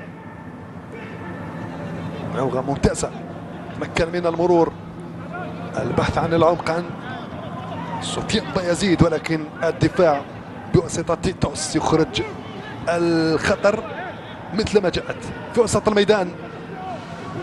لايبيريا الكرة، محاولة تغيير الجناح، قراءة سليمة من أيمن بوقرة يبعد الخطر، تعود الكرة من جديد وأيمن بوقرة للمرة الثانية وفي المتابعة هذه المرة للمرة الثالثة أمام فيكتور ماساري. حاول بطريقة ممتازة من القائد زهران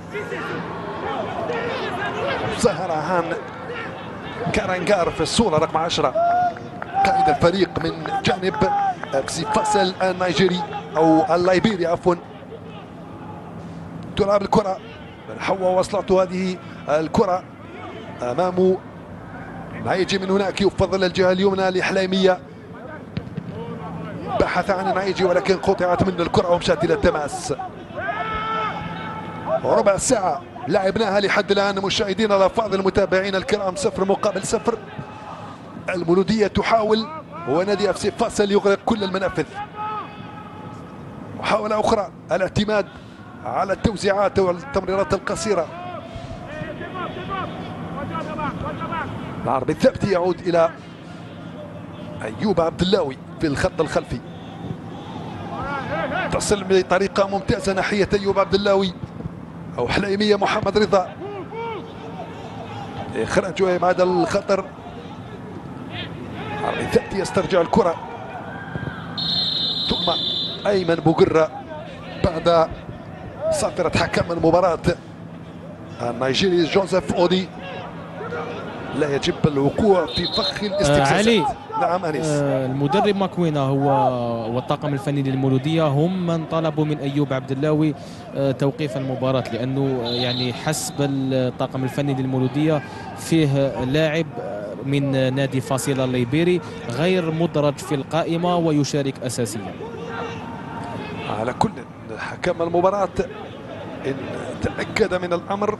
نعم، هناك محافظ طبعا محافظ اللقاء قال أنه سننظر في الأمر بعد نهاية الشوط الأول. فعلا، وهذا دور طبعا الطاقم الفني والإداري لأي فريق. كرة من هناك لمصلحة محمد رضا حليمية. حليمية يتريث يفضل وسط الميدان للمنسق ضابط الإيقاع في الوسط العربي الثابت، يوصلها لأيمن بوقرة. أيمن بوقرة مع كيبري إيمانويل. كيبري من هناك مضايق، تفتك من الكرة وتمشي لايبيريا في الوسط.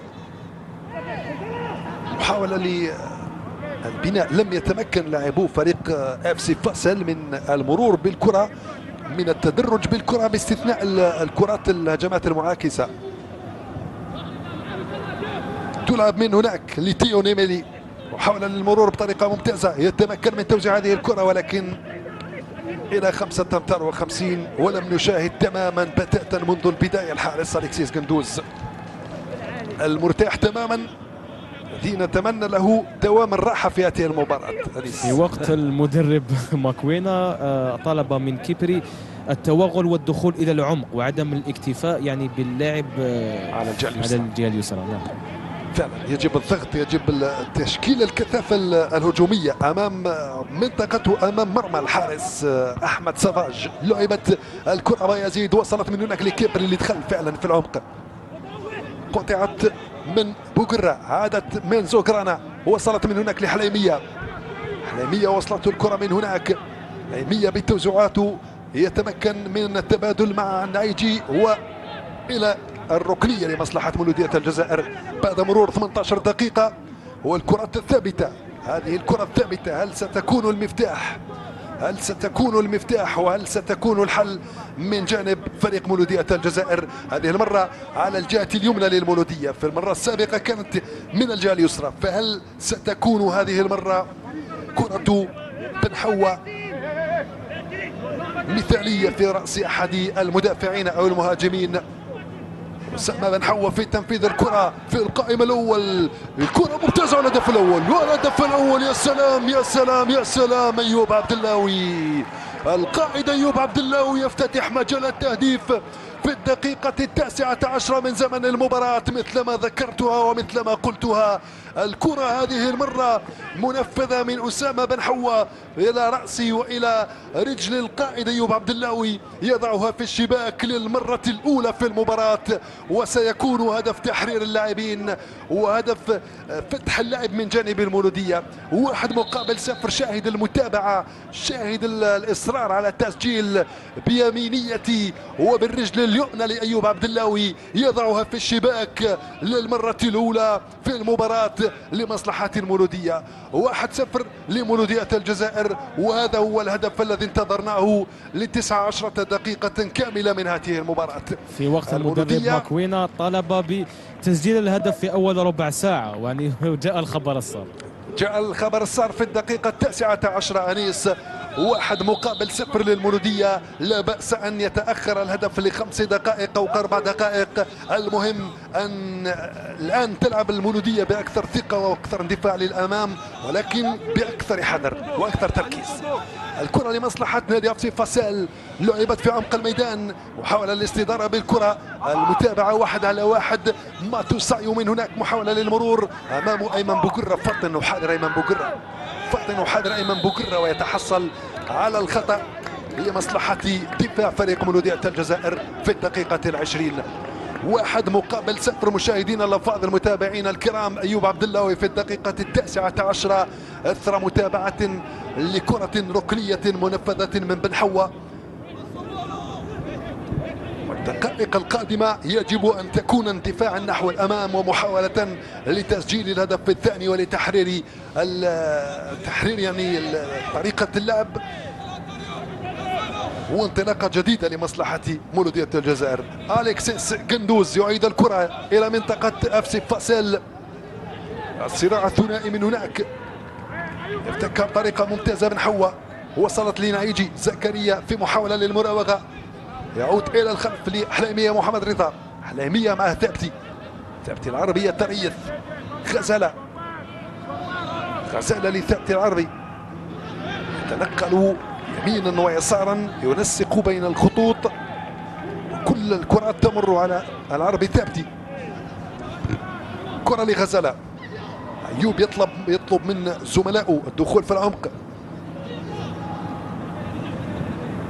عودة مباشرة إلى ثابتي العربي في التغطية الدفاعية.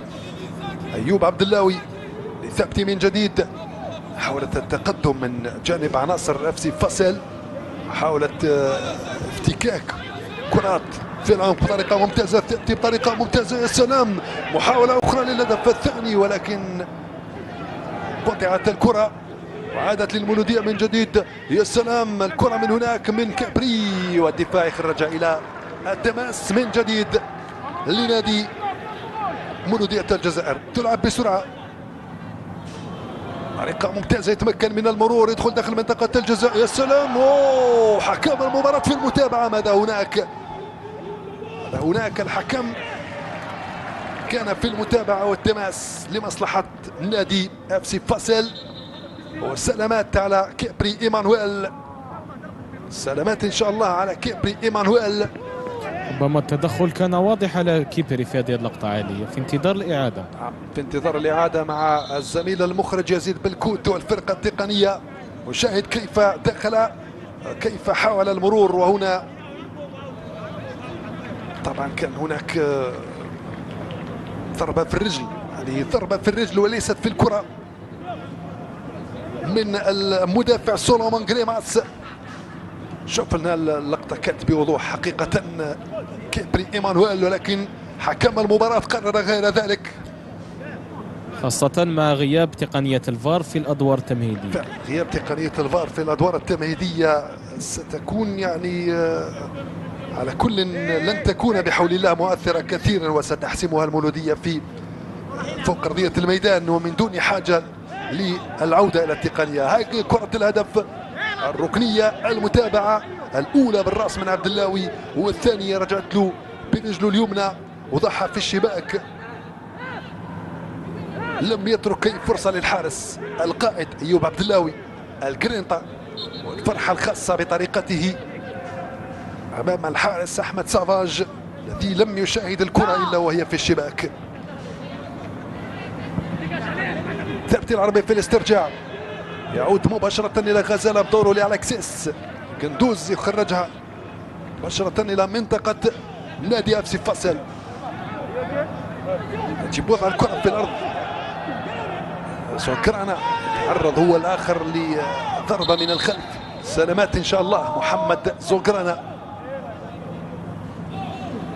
يطمئن عليه طبعا الحكم جوزيف أودي النيجيري.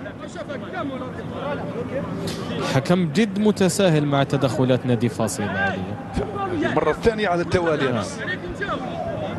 سلامات لمحمد زوكرانا، والعائد من إصابة طويلة. محمد زوكرانا أحد الركائز في وسط ميدان المولودية، ساهم بشكل كبير وفعال في التتويجين السابقين بلقب البطولة، معول عليه كثيرا هذا الموسم كذلك على الصعيد المحلي وعلى الصعيد القاري. كابري رجعها، تعود إلى القائد كارنغار زهرهان، قرر يخرجها مباشرة إلى دفاع نادي FC فاسيل، والضغط دائما متواصل من بايزيد وكذلك من زكريا نعيجي. المتابعة من حوا، يتمكن من المرور جاكوب سيل، يرسل كرة ناحية موتو سايو وأليكسيس قندوز في وضعية مدافع في مباراة اليوم. يلعب بالرجل كثيرا أليكسيس قندوز، لم يتلقى اختبارا حقيقيا لحد الآن منذ انطلاقات المباراة. لعبنا 25 دقيقة ونحن الآن في الدقيقة 26 مشاهدينا الأفاضل المتابعين الكرام. أيوب عبد اللاوي سجل هدف المولودية في الدقيقة 19.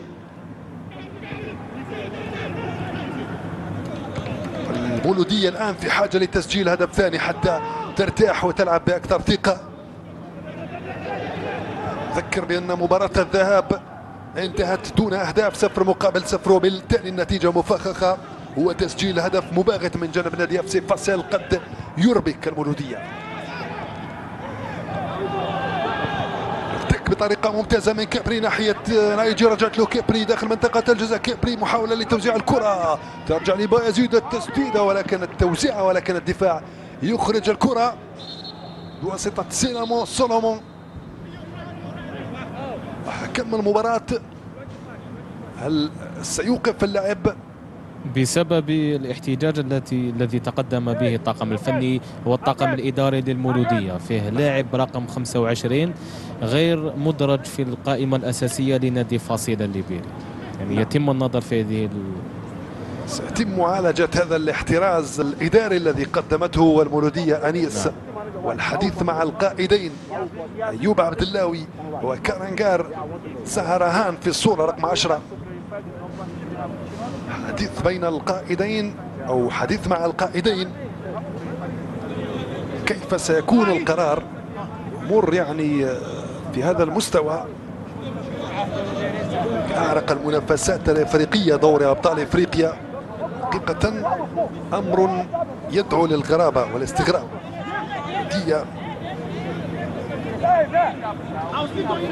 الفريق الذي توج ببطولة الرابطة المحترفة الموسم الفارط والذي قبله البطولة العاشرة في تاريخ الفريق.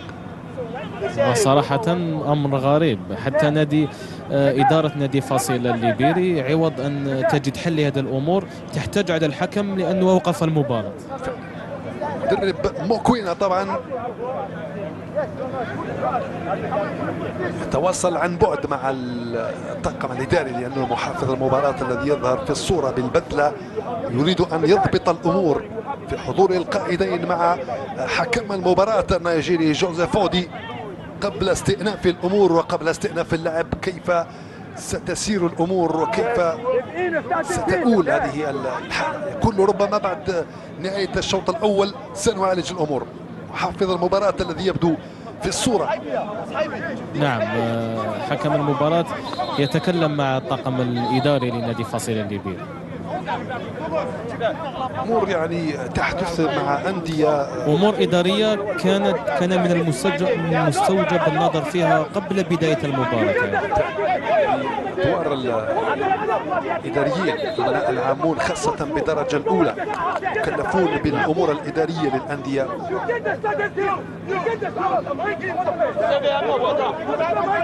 مباراة متوقفة مشاهدينا الأفاضل متابعينا الكرام، 1-0 لمصلحة مولودية الجزائر أمام نادي FC فاصل الليبيري بسبب خطأ إداري يبدو أنه رفع احترازيا من جانب إدارة فريق مولودية الجزائر. نعم علي، مثل ما تكلمنا الآن مع الطاقم الإداري للمولودية، فيه لاعب من نادي فاصل الليبيري يلعب برقم غير مدرج في القائمة الأساسية لنادي فاصل الليبيري، يعني ليس الرقم المسجل فيه في القائمة الأساسية، وهذا خطأ إداري. خطأ إداري ويعني غريب في هذا المستوى. فريق من المفترض أنه هو الأفضل في ليبيريا وهو المتوج الموسم الفارط بلقب بطولة ليبيريا. نعم، الحكم قرر استئناف المباراة، ربما سيتم معالجة هذا الأمر مع نهاية المرحلة الأولى.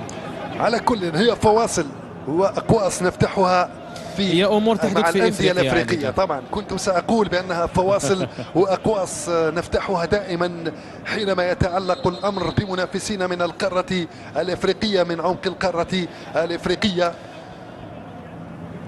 نتمنى من نادي فاصل الليبيري أن لا يخرج الأمور عن إطارها الرياضي، يعني احتجاجات ربما غير مبرر لها. على الأقل أن تبقى الأمور في إطارها الرياضي، وأن لا تحدث تلك الاستفزازات التي تخرج المباراة عن إطارها. ووجب على لاعبي المولودية أن يظلوا متمسكين بأعصابهم، وأن يظلوا يعني بأعصاب باردة ودماء باردة إن صح التعبير. على كل المباراة استؤنفت لمصلحة نادي FC فاصل، وحاول المرور، ولكن دفاع المولودية منظم، أو المنظومة الدفاعية للمولودية بالأحرى بين الدفاع والوسط والهجوم. إلى التماس من هناك جهة محمد رضا حليمية لمصلحة مولودية الجزائر بعد مرور 31 دقيقة تقريبا من زمن المباراة. محمد رضا حليمية في الجهة اليمنى لمولودية الجزائر في تنفيذ التماس. مولودية الجزائر طبعا التي تعيد أو تريد استعادة مجد غائب منذ سنة 1976، الثلاثية التاريخية والتتويج الأول والأخير بدوري الأبطال، الموسم الذي يبقى ويظل راسخا في تاريخ الفريق وفي تاريخ وأذهان عشاقه ومحبيه. زوكرانا مرة ثانية يسقط، يتعرض للإصابة، ولا نتمنى أن يتأثر زوكرانا وأن يواصل اللاعب وأن يواصل المباراة بأريحية. شاهد التدخل الدفع. نعم، لأنه الحكم منذ بداية المباراة كان متساهل مع لاعبي نادي فاصيل الليبيري، لو أخرج البطاقة الصفراء في الدقائق الأولى لكانت الأمور مغايرة عليه.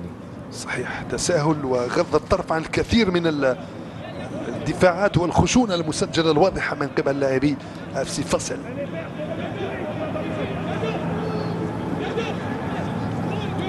محمد زوكرانا يتلقى الإسعافات ويقوم سالما معافى بكل شجاعة واقتدار، أحد ركائز المولودية مثل ما ذكرت في وسط الميدان.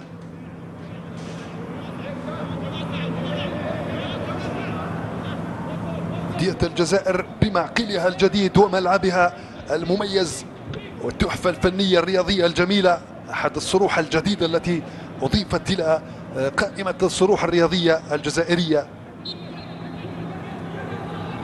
كرة من محمد رضا حليمية تلعب طويلة، الدفاع يرجعها من جديد حليمية إلى منطقة FC فاصل، والخطأ يرتكب على بن حوا أسامة بين لاعبين اثنين، يتعرض لخطأ ومسك واضح. هنا ثابت العربي يترك الكرة لغزالة أمام مضايقة من سولومون غريماس. أيوب غزالة في تنفيذ الكرة الثابتة من جانب مولودية الجزائر. الحكم يعطي إشارة التنفيذ، تلعب مباشرة ناحية كيبري. إيمانويل كيبري حق الكرة ولكن كانت خرجت إلى التماس لمصلحة FC فاصل. كنت أتحدث عن مولودية الجزائر وتاريخها مع هذه المنافسة، علاقة قديمة منذ 76، زمن بوسري ودراوي وبطروني وباشي وباشطة وبلشيخ، عزوز وزموري وأيت موهوب ومحروز وزنير، والقائمة طويلة من الأسماء التي صنعت مجد الفريق. طبعا اليوم عبد اللاوي وثابتي وزوكرانا والبقية يريدون أن يعيدوا ذلك المجد، وسقف المناصرين ارتفع إلى طبعا ملامسة التتويج باللقب بعدما سيطرت المولودية على البطولة في الموسمين الأخيرين. مولودية الجزائر طبعا صار عندها 9 ألقاب ببطولة الرابطة المحترفة، 8 كؤوس، وكذلك دوري أبطال إفريقيا مثل ما ذكرنا. شكرا، لا أعتقد أنيس بأنه سيتمكن من استكمال هذه المباراة. يتم تجهيز اللاعب بن خماسة ليكون بديل للاعب زكران. والمولودية دكة بدلائها الثرية وغنية باللاعبين وبالأسماء وبالنجوم، على غرار النجم زين الدين فرحات اللاعب الدولي العائد فعلا إلى الجزائر، الذي ينتظره عشاق وجماهير ومناصرو المولودية بشغف ليعطي اللمسة والبصمة في التشكيلة التي ستكون المناصب فيها غالية جدا بالنسبة لتشكيلة المدرب روني موكوينا، وهذه خيارات تعطي وتضفي على الفريق أكثر قوة وأكثر ثراء من ناحية التعداد.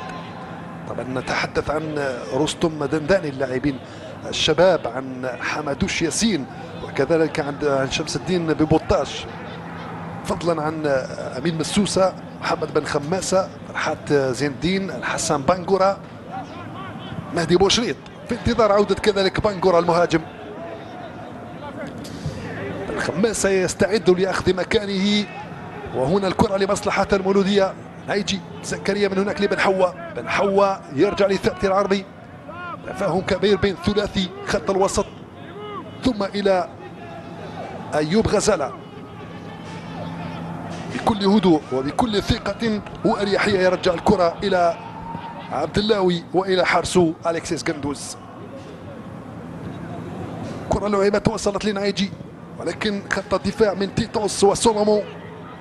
إخراج الكرة في وسط الميدان جاكوب سايل، محاولة للانفلات والدخول بالكرة. التبادلات القصيرة موجودة هنا.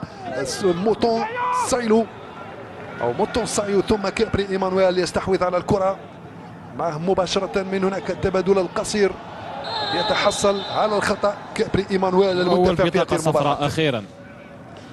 أخيرا الحكم النيجيري جوزيف أودي يوجه بطاقة صفراء أولى في المباراة لموتون سايو. بعد ماذا؟ بعد إصابة زوغران، بعد خروج زوغرانا بسبب الاندفاعات المتكررة، بسبب الخشونة المعتمدة. وطبعا نتمنى أن يكون بن خماسة في جاهزية كاملة لإعطاء الدفعة المنتظرة في وسط ميدان المولودية.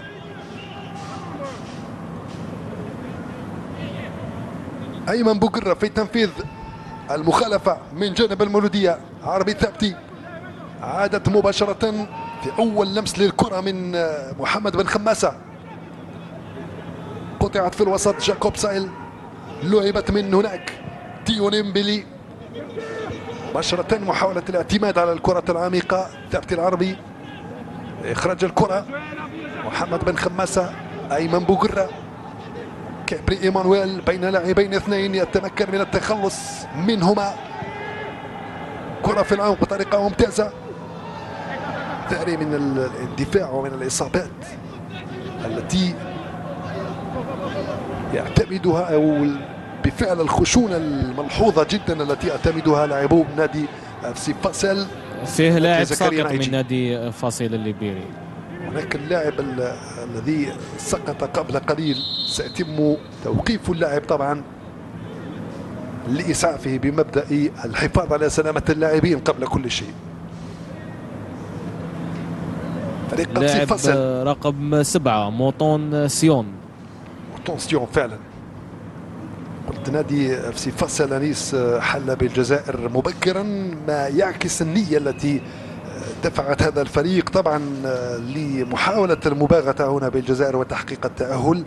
كان يدرك جيدا المدرب أمير ألاجاك بأن نتيجة 0-0 هناك بمونروفيا نتيجة مفخخة، وبالتالي وجب الاستثمار في هذا العامل. وجب منذ البداية تسجيل وإرباك المولودية، ولكن موكوينا الرولاني في الصورة قرأ جيدا النادي الليبيري، دخل وسجل منذ الدقيقة 19 في انتظار القادم وفي انتظار الأهداف المقبلة. كرة لمصلحة المولودية بطريقة ممتازة من بايزيد سفيان لنايجي. نايجي زكريا لبايزيد من جديد. بايزيد ماذا سيفعل بالكرة؟ طلبها بن خماسة، عادت لثابتي العربي ناحية كابري، يفضل الاحتفاظ بالكرة لبن خماسة بطريقة ممتازة. بن حوا نايجي من هناك في الجهة اليمنى. حليمية في محاولة للتوزيع والعودة إلى الخلف. العودة إلى غزالة. بن خماسة، حليمية، محمد رضا. يلا واحدة من توزيعاتك يا محمد رضا، ولكن إلى الركنية للمرة الثانية. الركنية من الجهة اليمنى لمصلحة المولودية. أسامة بن حوا، هل ستكررها وتضعها في رأس أو في رجل أحد زملائك من أجل أن يتولى وضعها في الشباك؟ ننتظرك يا بن حوا، اللاعب الشاب الذي أعطى دفعا قويا لوسط ميدان المولودية هو لوسط ميدانها الهجومي في هذا الموسم. نلعب الدقيقة 40 مشاهدينا الأفاضل المتابعين الكرام. من منكم سيتولى تنفيذ بدقة وباقتدار؟ بن حوا سيتولى تنفيذ اللاعب الشاب بن حوا على غرار المرة الأولى. محاولة والكرة إلى خارج أرضية الميدان. ركنية ثانية على التوالي يقول حكم المباراة النيجيري جوزيف أودي. الركنية الثانية على التوالي فعلا حسب حكم المباراة وحسب تقديره وزاوية نظره لمست أحد مدافعي نادي FC فاصل وفضل الاشتباك. في وقت الطاقم الفني للمولودية أمر بتغيير عملية تنفيذ الركنية، الاعتماد على على الكرات الموضوعة في نقطة منطقة الجزاء، في نقطة الجزاء. على القائمة الثانية أكثر من القائمة الأولى. محمد رضا حليمية في التنفيذ. أوه الخطورة تبقى، هو الحذر من الانطلاقات المعاكسة، هو الهجمات المرتدة من هناك. حذاري حذاري حذاري حذاري هنا. لحسن الحظ عودة لاعبي المولودية والتباطؤ في التنفيذ. حذاري كذلك من التسديدات يا قندوز. أوه خطيرة جدا. عبد اللاوي بكل شجاعة، بكل شجاعة. عبد اللاوي أيوب القائد تمكن من اعتراض مسار الكرة والتقليل من خطورتها ومشات سهلة للحارس أليكسيس قندوز.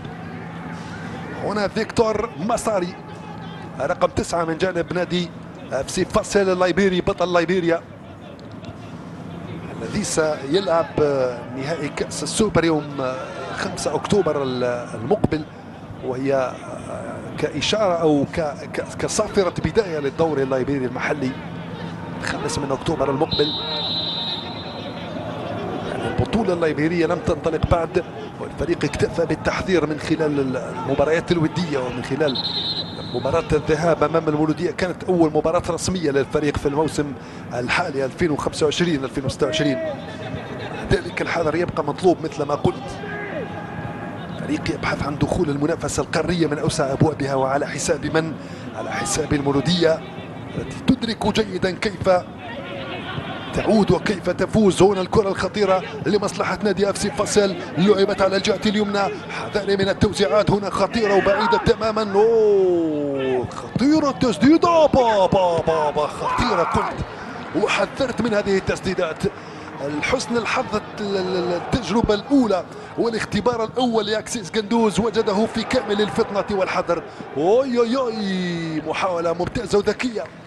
هل كانت من محمد بن خماسة أم من أيمن بوقرة؟ من كيبري. من كيبري إيمانويل. كانت ذكية منه، الحارس كان متقدم.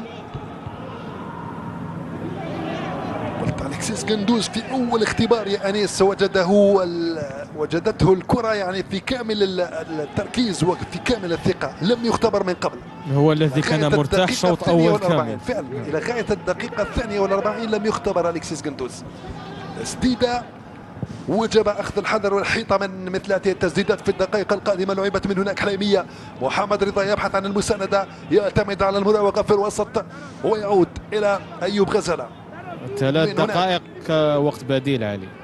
3 دقائق كوقت بديل. هل سنشاهد هدفا آخر؟ نتمنى ذلك ونأمل في ذلك. لعبت كرة عميقة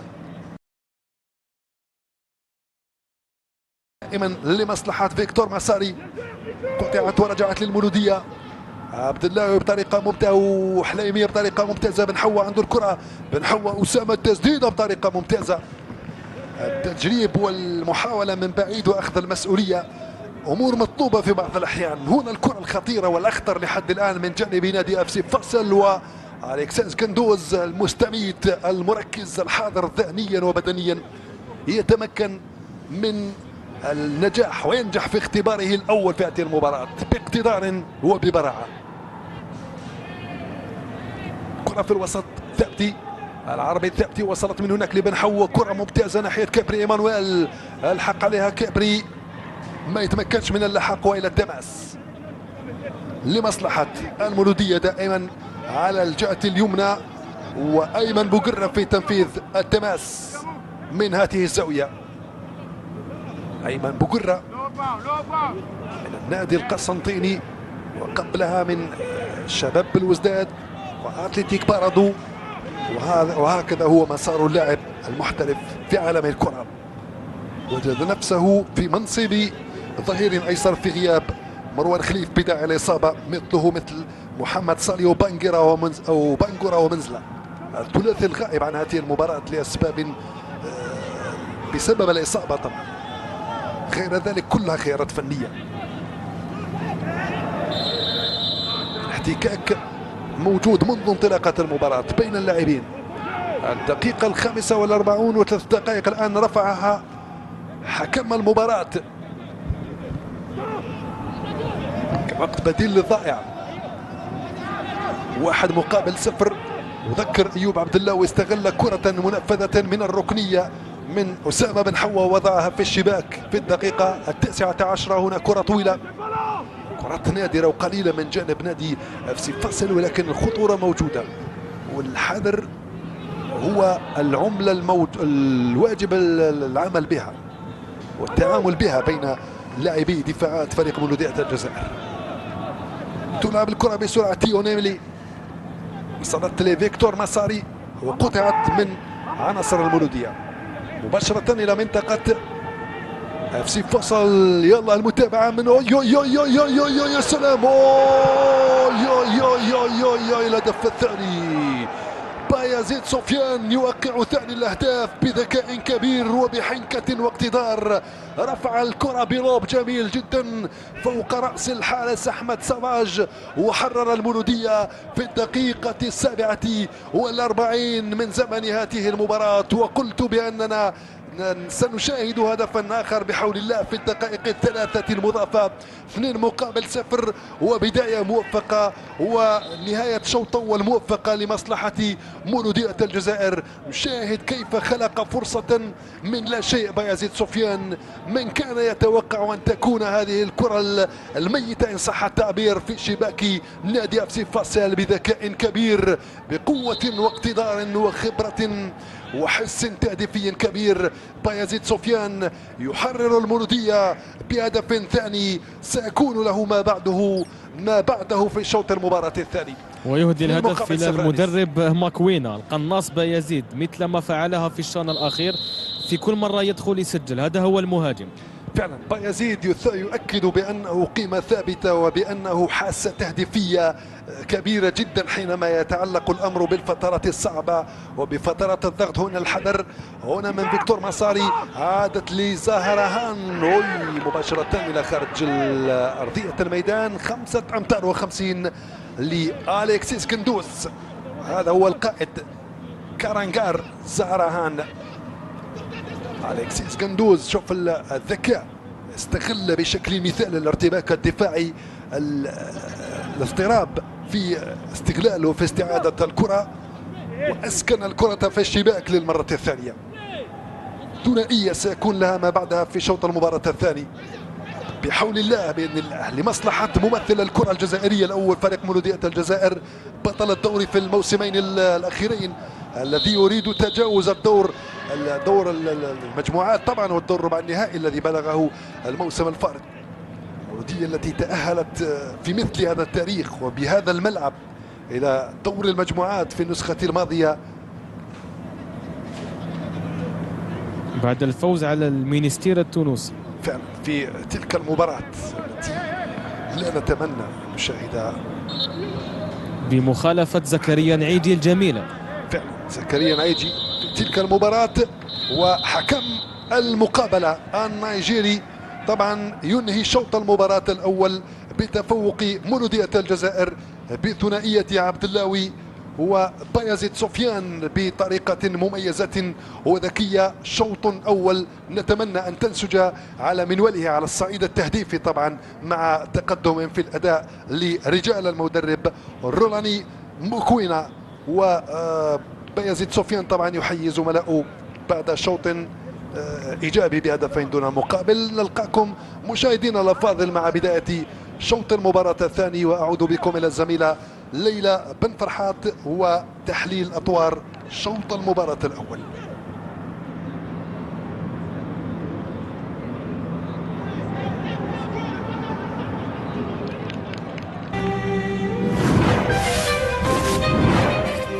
قدم لكم هذا البرنامج برعاية إيريس. إيريس علامة الجودة.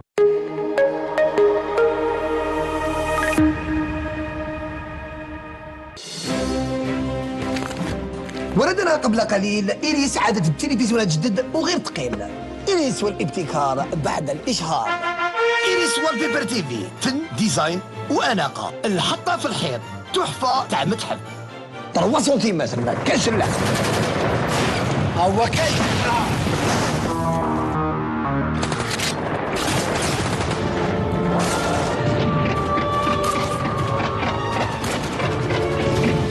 سكر كاتر تاع إيريس ما منو واكس. الهضرة تيرا مع بن ناصر امبوسيبل تكون خاسر. نزيد لك مع بورتاب تيفي كي تهبط الحومة تكنولوجيا إيريس تجي معاك.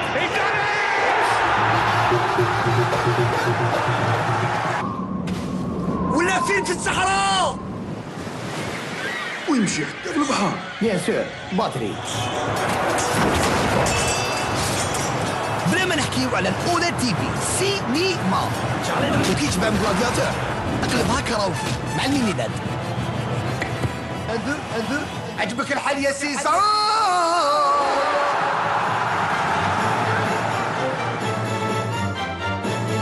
نورمالمون كون فهمتوا الاغنيه إيريس يبقى هو الاول في لينوفاسيون.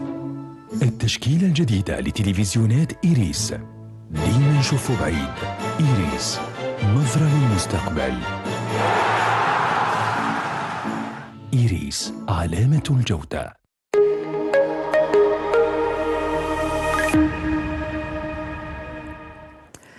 إذا نرحب بكم مجددا مشاهدينا الكرام بعد شوط أول بين مولودية الجزائر ونادي فصل الليبيري في الدور التمهيدي الأول بمباراة أو برسم مباراة الإياب من هذا الدور مباشرة إلى التحليل الفني والتحكيمي لهذه المباراة.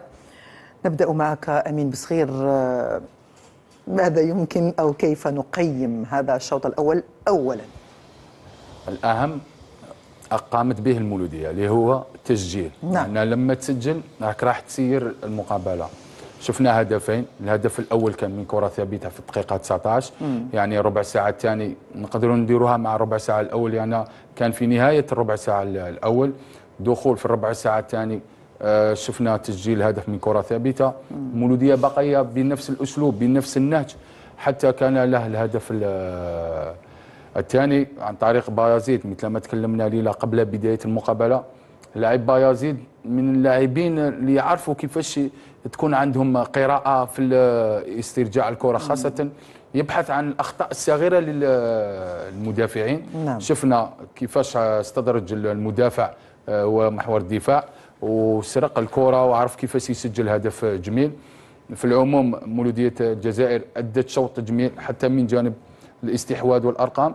نعم. نقدروا نقولوا بان كانت في صالح مولوديه الجزائر، لان لما نشوفوا من جانب الاستحواذ 61% لمولوديه الجزائر، 39%. نعم. هذا ياكد واش تكلمنا عليه في البدايه بان الفريق فاصل راح يلعب للوراء ويعتمد على المرتدات فعلا. وكانت ليه مرتدات كثيره. حتى اللاعب كيبري شفناه ادى شوط جيد، كانت عنده كرة خطيرة أيضا. كانت عنده كرة خطيرة. شفنا 3 مراوغات كانت جميله من جانب كيبري. المولوديه في العموم خطوطها الثلاثه انا بالنسبه لي لا كانت متوازنه. نعم. وكان فيه ما كانش فيه مساحات بين الخطوط الثلاثه. نعم. الدفاع وسط الميدان والهجوم كله كان فيه توازن. نقدر نقول لك بان الشوط جميل وجيد من جانب مولوديه. حتى من جانب الهجمات مولوديه كانت عندها 60 هجمه ليلة عكس الفريق الاخر كانت عنده 52 هجمه. من 60 هجمه نقدر نقولوا بان 60 فرصه، يعني ليس ب 60 فرصه، أي هجمه خطيره. من 60 هجمه كانت 60 هجمه خطيره. كانت منها فرصتين عرف كيفاش يسجل منها مولوديه عن طريق كره ثابته، والاخرى كره كانت عن طريق استرجاع من جانب بايزيد. كانت هذه اخطر لقطه من جانب فريق فاصل. هذه نقدر نقول لك ليلى تدخل في الكره الثانيه، يعني كانت توزيعات ثم كان استرجاع الكره ثم كانت كره ثانيه عن طريق منافس. هذا الهدف اللي تكلمت لك عليه هدف جميل من بايزيد، عرف كيفاش يسترجع الكره وعرف كيفاش يسجلها بعد رؤيته للخروج للحارس للامام. هنا بايزيد انا بالنسبه لي ليلى نقدر نوصفه من بين المهاجمين اللي يواثب ويكثر من يعني ما عندوش مثابر. نعم. ليس من المهاجمين اللي يكره ويمل. يعني دائما تلقاه حتى المنافس لما يدخل في مرحله البناء ما يخليش هو يستغل تلك المرحله، يعني يكون عنده ضغط يكون عنده مجهود دائما يكون هو ناشط. الجهه اليمنى نقدر نقول لك من جهه حليميه كانت اكثر نشاطا من جهه بوقره، وهذا ما توقعناه يعني. هذا ما توقعناه لان احصائيات حليميه دائما تتكلم. لكن من جانب الهجومي للامام نقدر نقول بان كيبري كان اكثر منه هجوميا من نعيجي، نعيجي. لان نعيجي ما كانش يقعد في الجهه اليمنى، كان يدخل في بعض الاحيان لوسط الميدان. نعم. ونقدر نقولوا ان كذلك ما نقولوش لغز، لكن بين احسن اللاعبين اللي راهو في المستوى منحنى تصاعدي اللي هو بن حوا. نعم. اكيد تكلمت عليه ليلى. بن حوا اللي انا بالنسبه لي حتى ماكوينا تكلم عليه كثير يعني. لا ماكوينا تكلم على بن حوا، قال بان من بين احسن اللاعبين الان اللي راهم في مستواهم تصاعدي، يعني راهم في منحنى تصاعدي جيد. بن حوا نقدر نقول لك بان اللاعب اللي يقدر ما نقولوش الواحد من بين اللاعبين اللي ماكوينا ما راحش. يعني احنا نقدروا نقولوا امين انه هنا تظهر ايضا قوه المدرب، واش يقدر يخرج من اي لاعب. تكلمنا في البدايه نتوقع نفس اللاعب كان الموسم الماضي وكان قبل، يعني عادي جدا، ما قدرناش نوظفوه بهذه الطريقه. والله ليلى حتى لو نعودوا للوراء، اي مناصر لمولوديه الجزائر تقول له بن حوا يقول لك مهاجم ايمن او مهاجم ايسر. نعم. يعني لاعب رواق. نعم. لكن الان توظيفه في بروفايل في منصب اخر، انا بالنسبه لي واش كان بن حوا عنده كقوه وبالنسبه لي اضافه، عرف كيفاش يخرجها منه ماكوينا وتغييره من منصبه وتوظيفه في منصب اخر مثل ثابتي اللي تكلمنا عليه قبل بدايه المقابله. ثابتي تكلمنا بان هو وسط ميدان نقدروا هجومي كصانع لعب من بين احسن وسط الميدان، نقدروا نقولوا بان بروفايله ناقص، لان يعني فيه في البطوله الجزائريه لاعبين، اللاعب ديب للنادي الرياضي قسنطيني لاعب كلاسيكي، واللاعب ثابتي من بين اللاعبين اللي الان اللي راهم في البطوله الجزائريه اللي يعرفوا كيفاش يحسنوا اللعب في ذلك المنصب. لكن بقدوم ماكوينا غير وجه ثابتي واعطانا وجه اخر. نتمنى نتحدث، خلينا نذكر انه الهدف الاول سجله عبد اللاوي في الدقيقه 19، والهدف الثاني بايزيد سجله في الدقيقه الاولى الاضافيه بعد ال 45، يعني 2-0 لمصلحه مولوديه الجزائر في هذا الشوط الاول. هي نظن نتيجه مهمه جدا، لكن انا ما يخليني ايضا اطرح سؤال قبل ما نروح لعبد الرزاق حلالشي، لانه في كثير امور عن التحكيم نتحدثوا عليها. في دقيقه 39 امين زقرانه خرج، أصيب طبعا بداعي الإصابة، دخول بن خماسة، ونحن نعرفوا أنه بن خماسة هو وسط ميدان دفاعي هكذا. هل دخول بن خماسة وخروج زقرانة أخلط أوراق ماكوينا أولا؟ ثانيا شفنا أنه الفكرة لم تتغير، لأنه احنا ثابتي أصبح وسط ميدان ارتكاز هو قيمة ثابتة عند ماكوينا هكذا لبناء اللعب. الآن في التحليل لازم احنا كذلك نسألوك في بعض الأحيان. لا أنا نسألك، ما تغيرتش الفكرة اللي في الوقت اللي كنا احنا ننتظروا بدخول خماسة راح يتغير النهج التكتيكي؟ بقيت فكرة كما هي. خروج هل قدر لها بن خماسة؟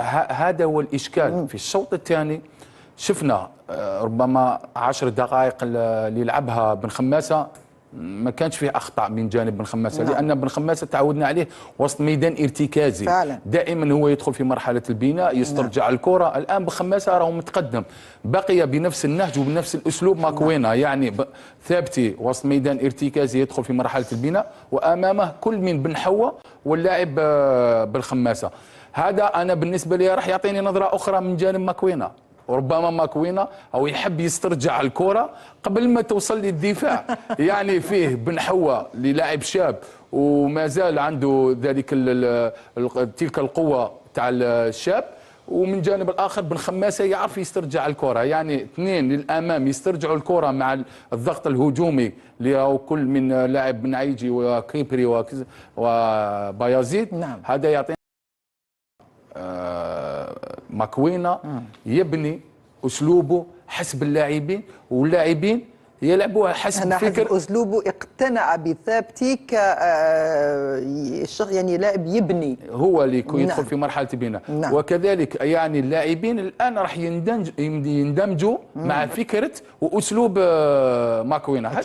هذا اللي خلانا نشوفوا بن خماسه يكون متقدم على ثابتي. انا حقيقه انا لما دخل بن خماسه قلت راح يتغير النهج، وموسم الفارق تغيير النهج امين لا ادري. وموسم الفارق كنا نشوفوا ثابتي متقدم على بن خماسه. الان المثلث انقلب، اصبح ثابتي وراء بن خماسه وبن خماسه امام.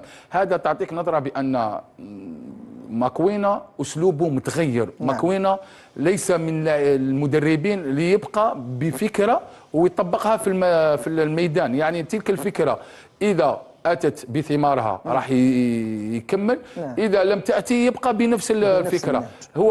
هو باقية بتغيير الأسلوب اللاعبين حسب أسلوبه. هذه إيجابيات كثيرة بالنسبة لي لمولودية الجزائر اللي تخلينا نشوفوا أشياء إيجابية. من الإيجابيات أن مولودية الجزائر سجلت هدفين، من 2 ركنيات سجلت واحدة. هذا يعطينا إيجابيات كثيرة. يعني مولودية ليست إلا في الأسلوب اللعب، حتى في طريقة اللعب. وفيه ربما معلومة راح نضيفها لقليل اللي ربما ما راحش على يعرف هذه المعلومة. مولودية استخدمت مدرب خصيصا إلا للكرة الثابتة. هذه من الايجابيات. شفنا اليوم كره ثابته سجلها منها عبد اللاوي.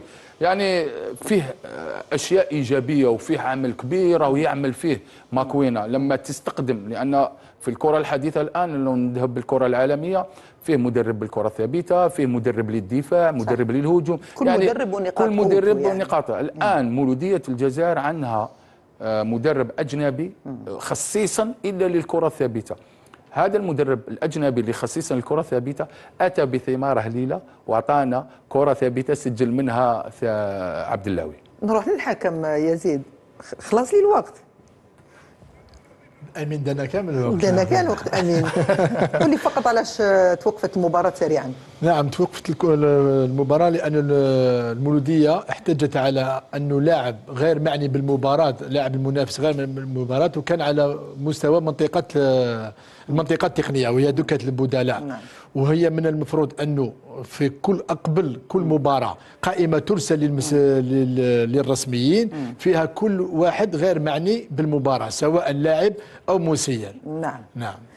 يلا خلينا دوك نحكوا على جاتني اسئله بزاف على الحكم. قال لك علاش يعطي بطاقه صفراء فقط للمولوديه وفاصل وما حدث مع زوغرانا ما عطالوش بطاقه صفراء. هذه راح نجاوبوا عليها بعد المباراه. مشاهدينا الكرام فواصل اشاريه ثم مباشره الى علي جعفر والشوط الثاني من مجريات هذه او من المباراه نعود بعدها.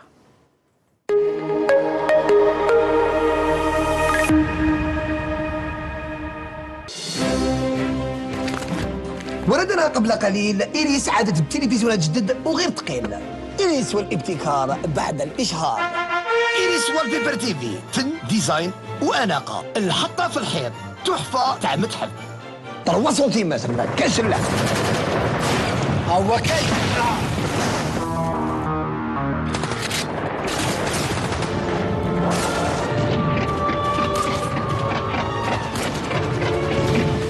سكر انت إيريس من الأول. الهضرة تيرا مع بن ناصر امبوسيبل تكون خاسر. نزيد لك مع بورتاب تيفي كي تهبط الحومة تكنولوجيا إيريس تجي معاك.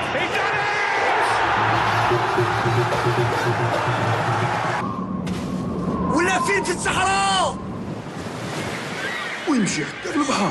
بيان سور باتري. بلا ما نحكيو على الاولاد تيفي سينيما وكيتشبع من غلادياتور اقلبها كراوكي مع المينيلاد. اندر عجبك الحال يا سيسا؟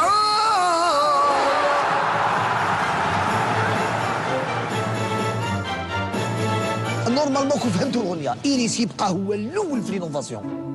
التشكيلة الجديدة لتلفزيونات إيريس ديما نشوفوا بعيد. إيريس نظرة للمستقبل. إيريس علامة الجودة.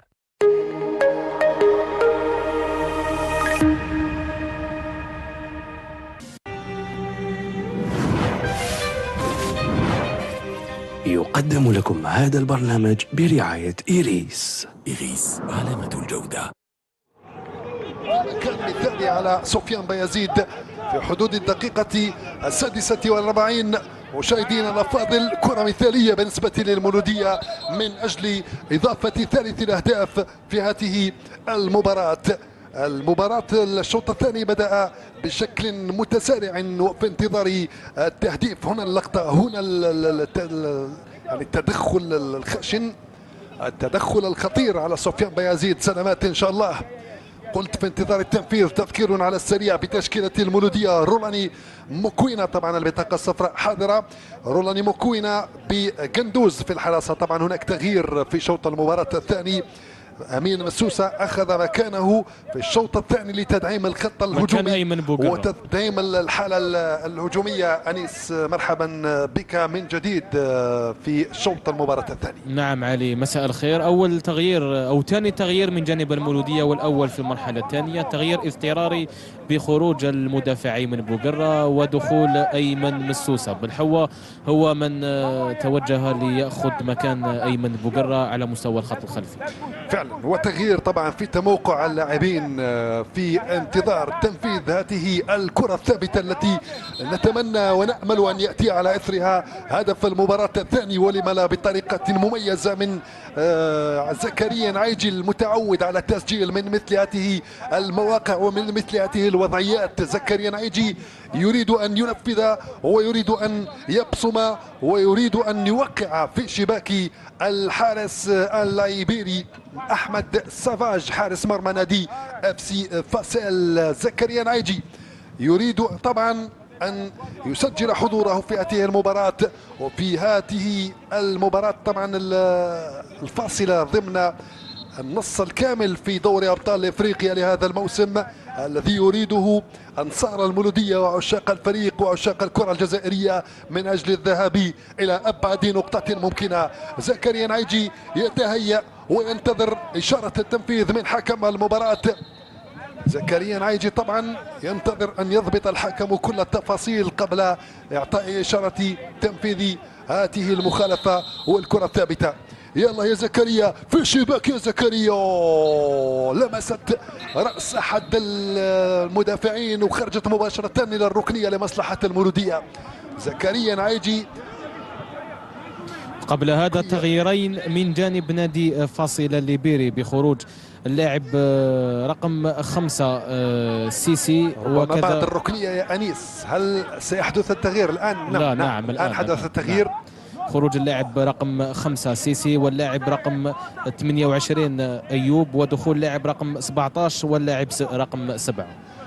وهو كذلك أنيس الركنية لمصلحة المولودية، هذه المرة على الجهة اليسرى من هناك في تنفيذها زكريا نعيجي من الجهة اليسرى أو الجهة اليمنى لأحمد سافاج حارس مرمى FC فاسيل. تلعب الكرة في القائم الأول والدفاع يتدخل، الدفاع يتدخل وتبقى التماس والضغط من جانب المولودية. عله يأتي الهدف المبكر في شوط المباراة الثاني، وبالتالي يتحرر اللاعبون ونتحرر جميعا وننتظر الاستعراض والفرجة من عناصر المولودية فيما تبقى من زمن وأطوار المباراة. هنا بن حو الذي تولى زمام الجهة اليسرى في مكان أيمن بوقرة الذي ترك مكانه لأمين مسوسة، واللعب بنهج هجومي الآن من جانب المولودية. عادت إلى الخلف العربي تابتي يتولى هذه الكرة بشكل ممتاز، يا سلام، ولكن الوضوح كان التسلل كان واضح هذه المرة يا بايزيد يا سفيان. التسلل كان واضحا هذه المرة على سفيان بايزيد إثر كرة. شوف الإعادة هنا الانطلاقة لا يوجد تسلل صراحة، التسلل غير موجود يا حكم المباراة يا سيد الحكم. وهذا ما يفسر احتجاجات ماكوينة. فعلا لم يكن التسلل موجودا. هنا كرة أخرى لمصلحة المولودية وحارس المرمى أحمد سافاج خرج هذه المرة في المكان المناسب. سنعيد مشاهدة الكرة الأخيرة مع مخرجنا يزيد بالكوت. التسلل لم يكن موجودا، وشاهد هنا بكل دقة وبكل وضوح التسلل غير موجود صراحة، غير موجود، وبالتالي حرم المولودية فعلا ماكوينة وكأنه يملك تقنية الفار. كرة ملعوبة من هنا كيبري في محاولة للمرور والتوغل على الجهة اليسرى، وهو أمين مسوسة الذي دخل بديلا في شوط المباراة الثاني. قلت بوقرة خرج ترك مكانه لأمين مسوسة. بن حوا أخذ مكان بوقرة في التموقع الدفاعي باعتبار أنه لاعب يساري يتقن اللعب من تلك الجهة، بينما أمين مسوسة سيكون في الجهة اليسرى من هجوم المولودية. وهذا هو إعادة التموقع. نعيجي في الربط إلى جانب العربي الثابتي وكبري على الجهة اليمنى. لعبت مرة أخرى من أمين مسوسة ولكن إلى تماس من جديد. هذا هو أمين مسوسة، أحد اللاعبين الذين صاروا قطعة أساسية إلى جانب بن حوا من بين اللاعبين، من بين لاعبي الفريق والشباب المولودية الصاعدين الموسم الفارط. هو الذي قبله كرة لعبت بسرعة لمصلحة أمين مسوسة، عادت من جديد لبن حوا. أسامة توزيعة ممتازة، يا سلام، المتابعة دائما. تبقى الخطورة، يا سلام، كاد يلحق عليها، كاد يوصل عليها زكريا نعيجي.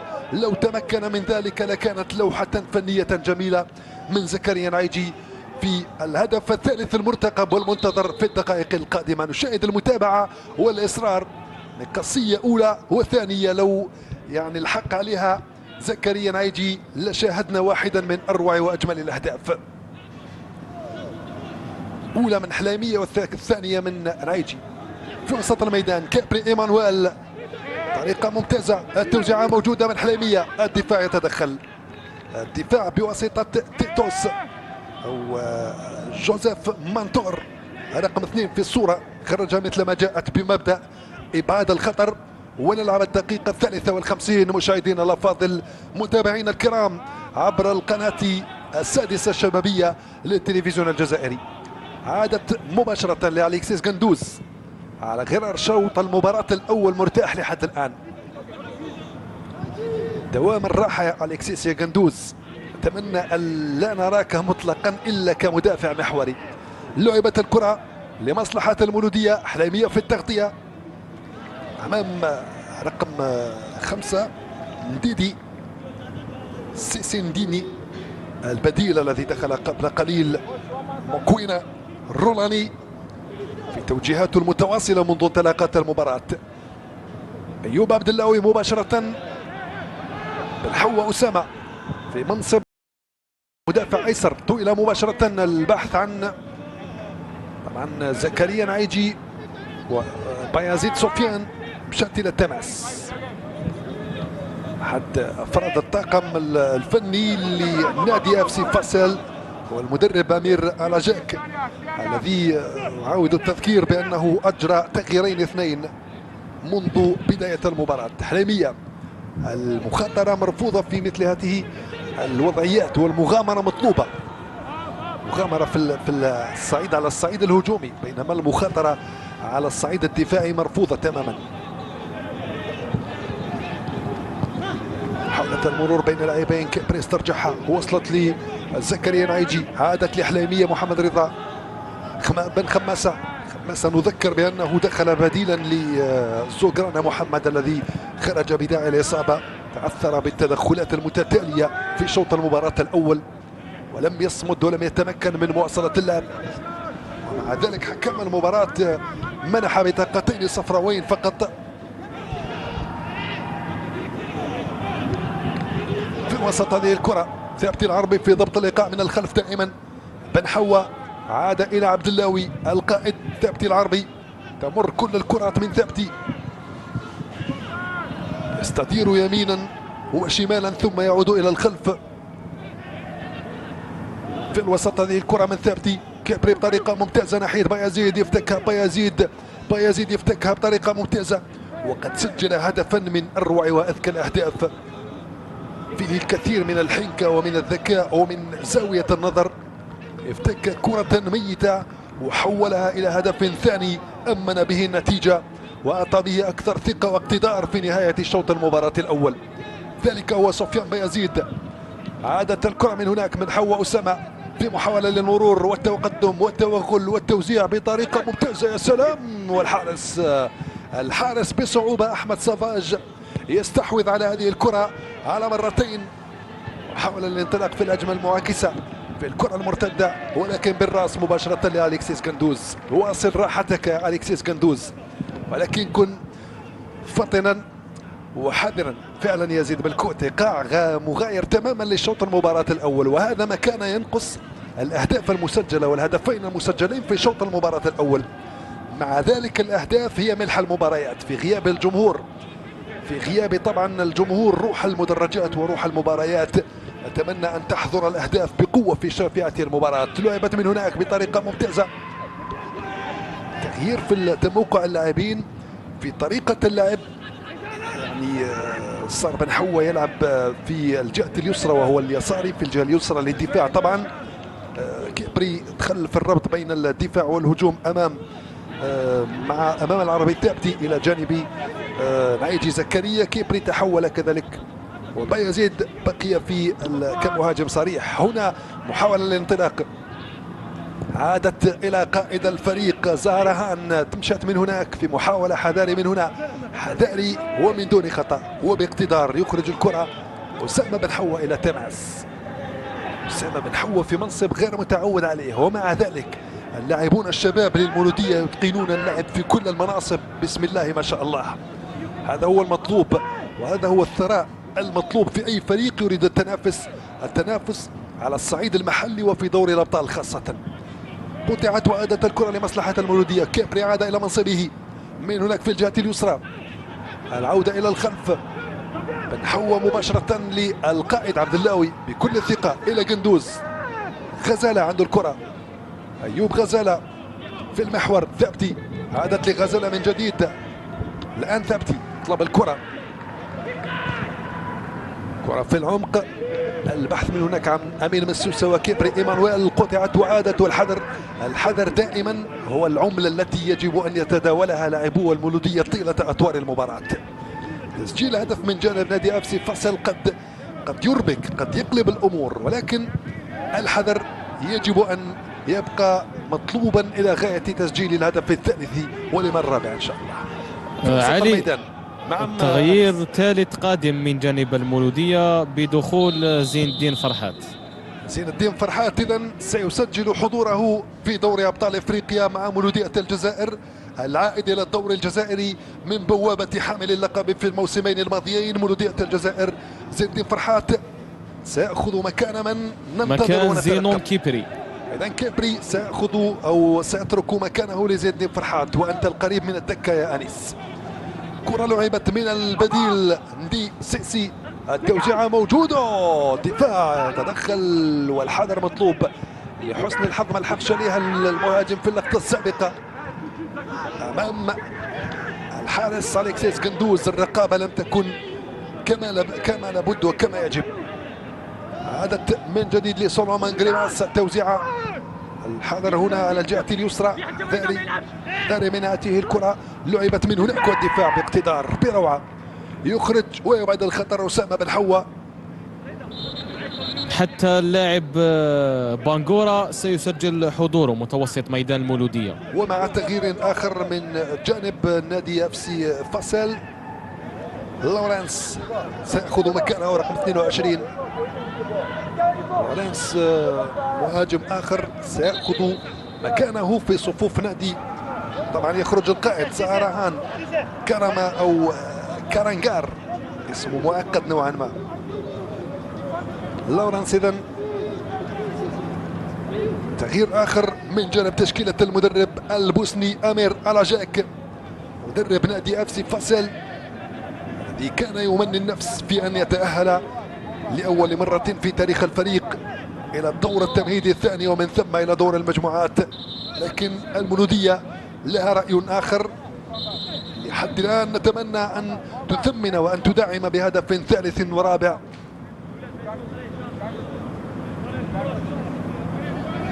شاكوب سايل في تنفيذ التماس.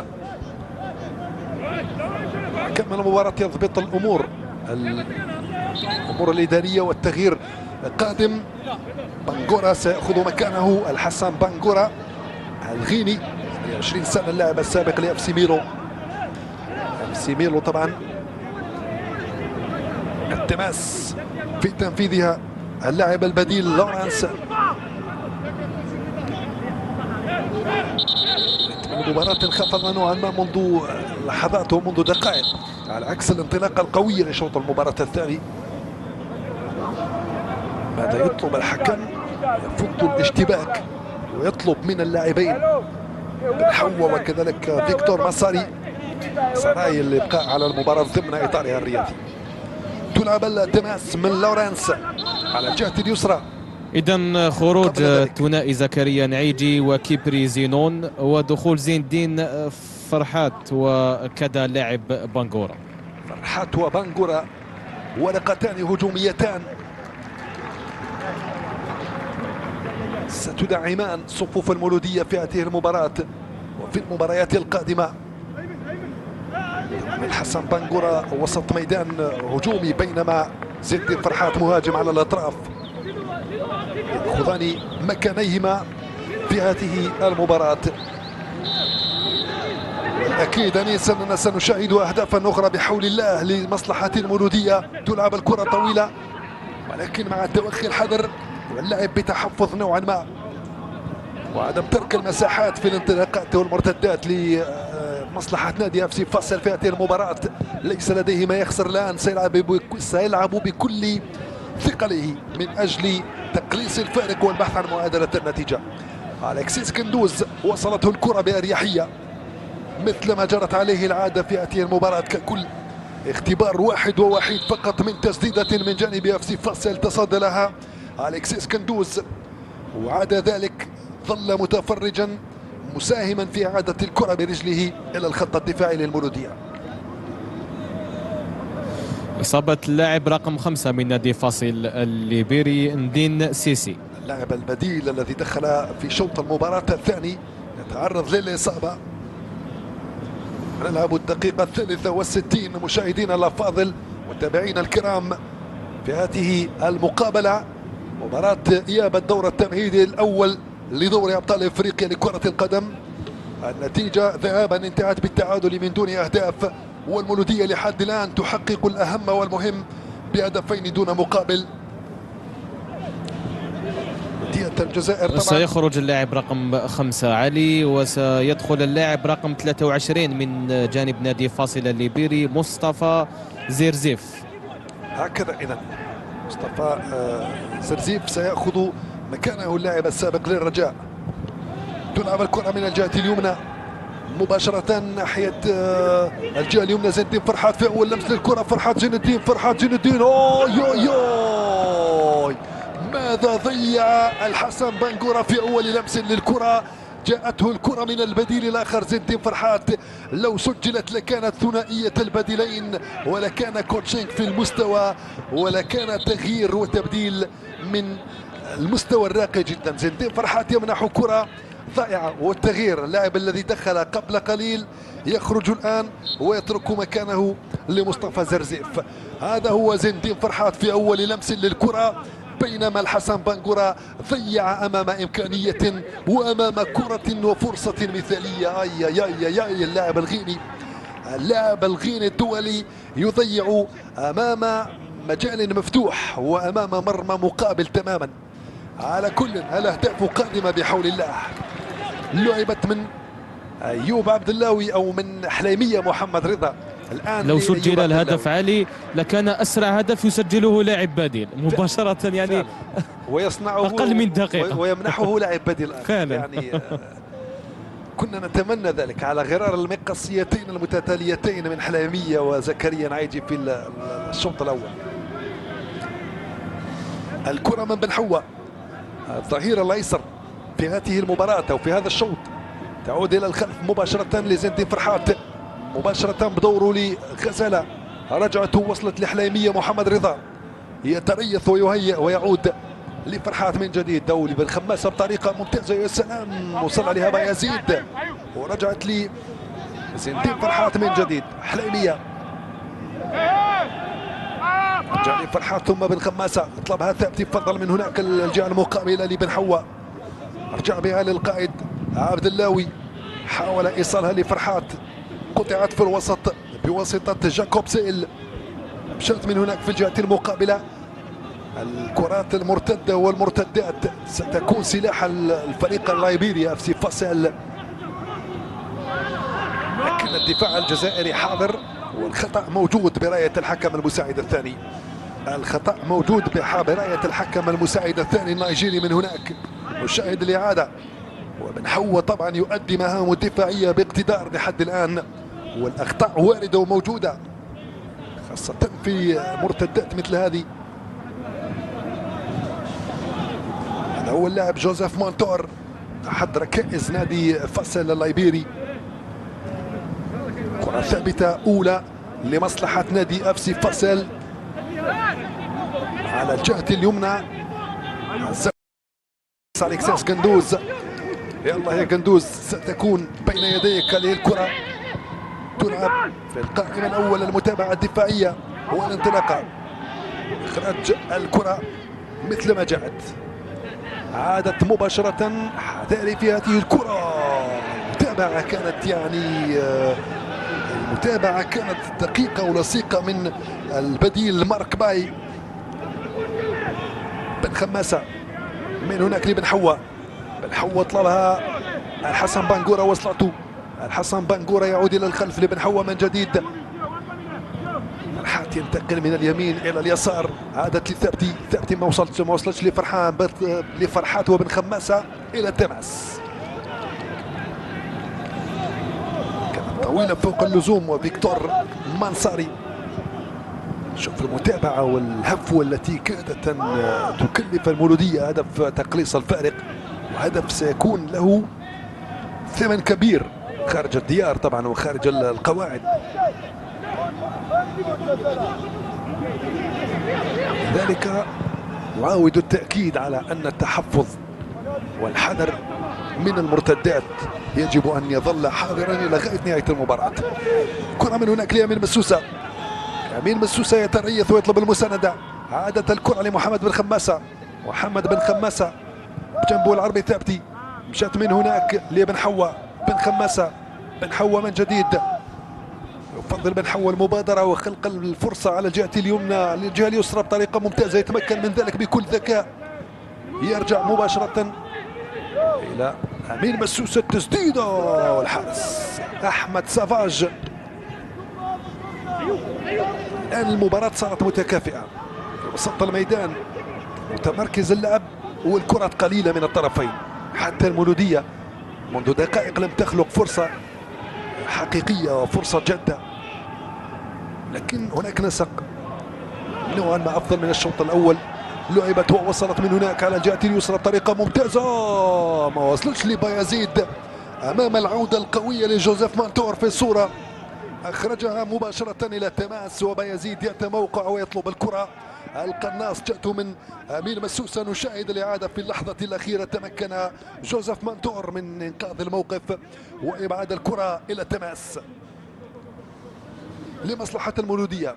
أسامة بن حوا في التنفيذ بسرعة للعربي ثابتي. ثابتي العربي يملك المبادرة ويملك الحس في إيجاد الثغرات والأماكن المثالية. عادت لبن حوا. يلا توزيعاتك يا بن حوا بطريقة ممتازة. كان في الخلف محمد رضا حليمية، وبانغورا يسترجع الكرة. بانغورا يسترجع الكرة في الوسط. قطعت.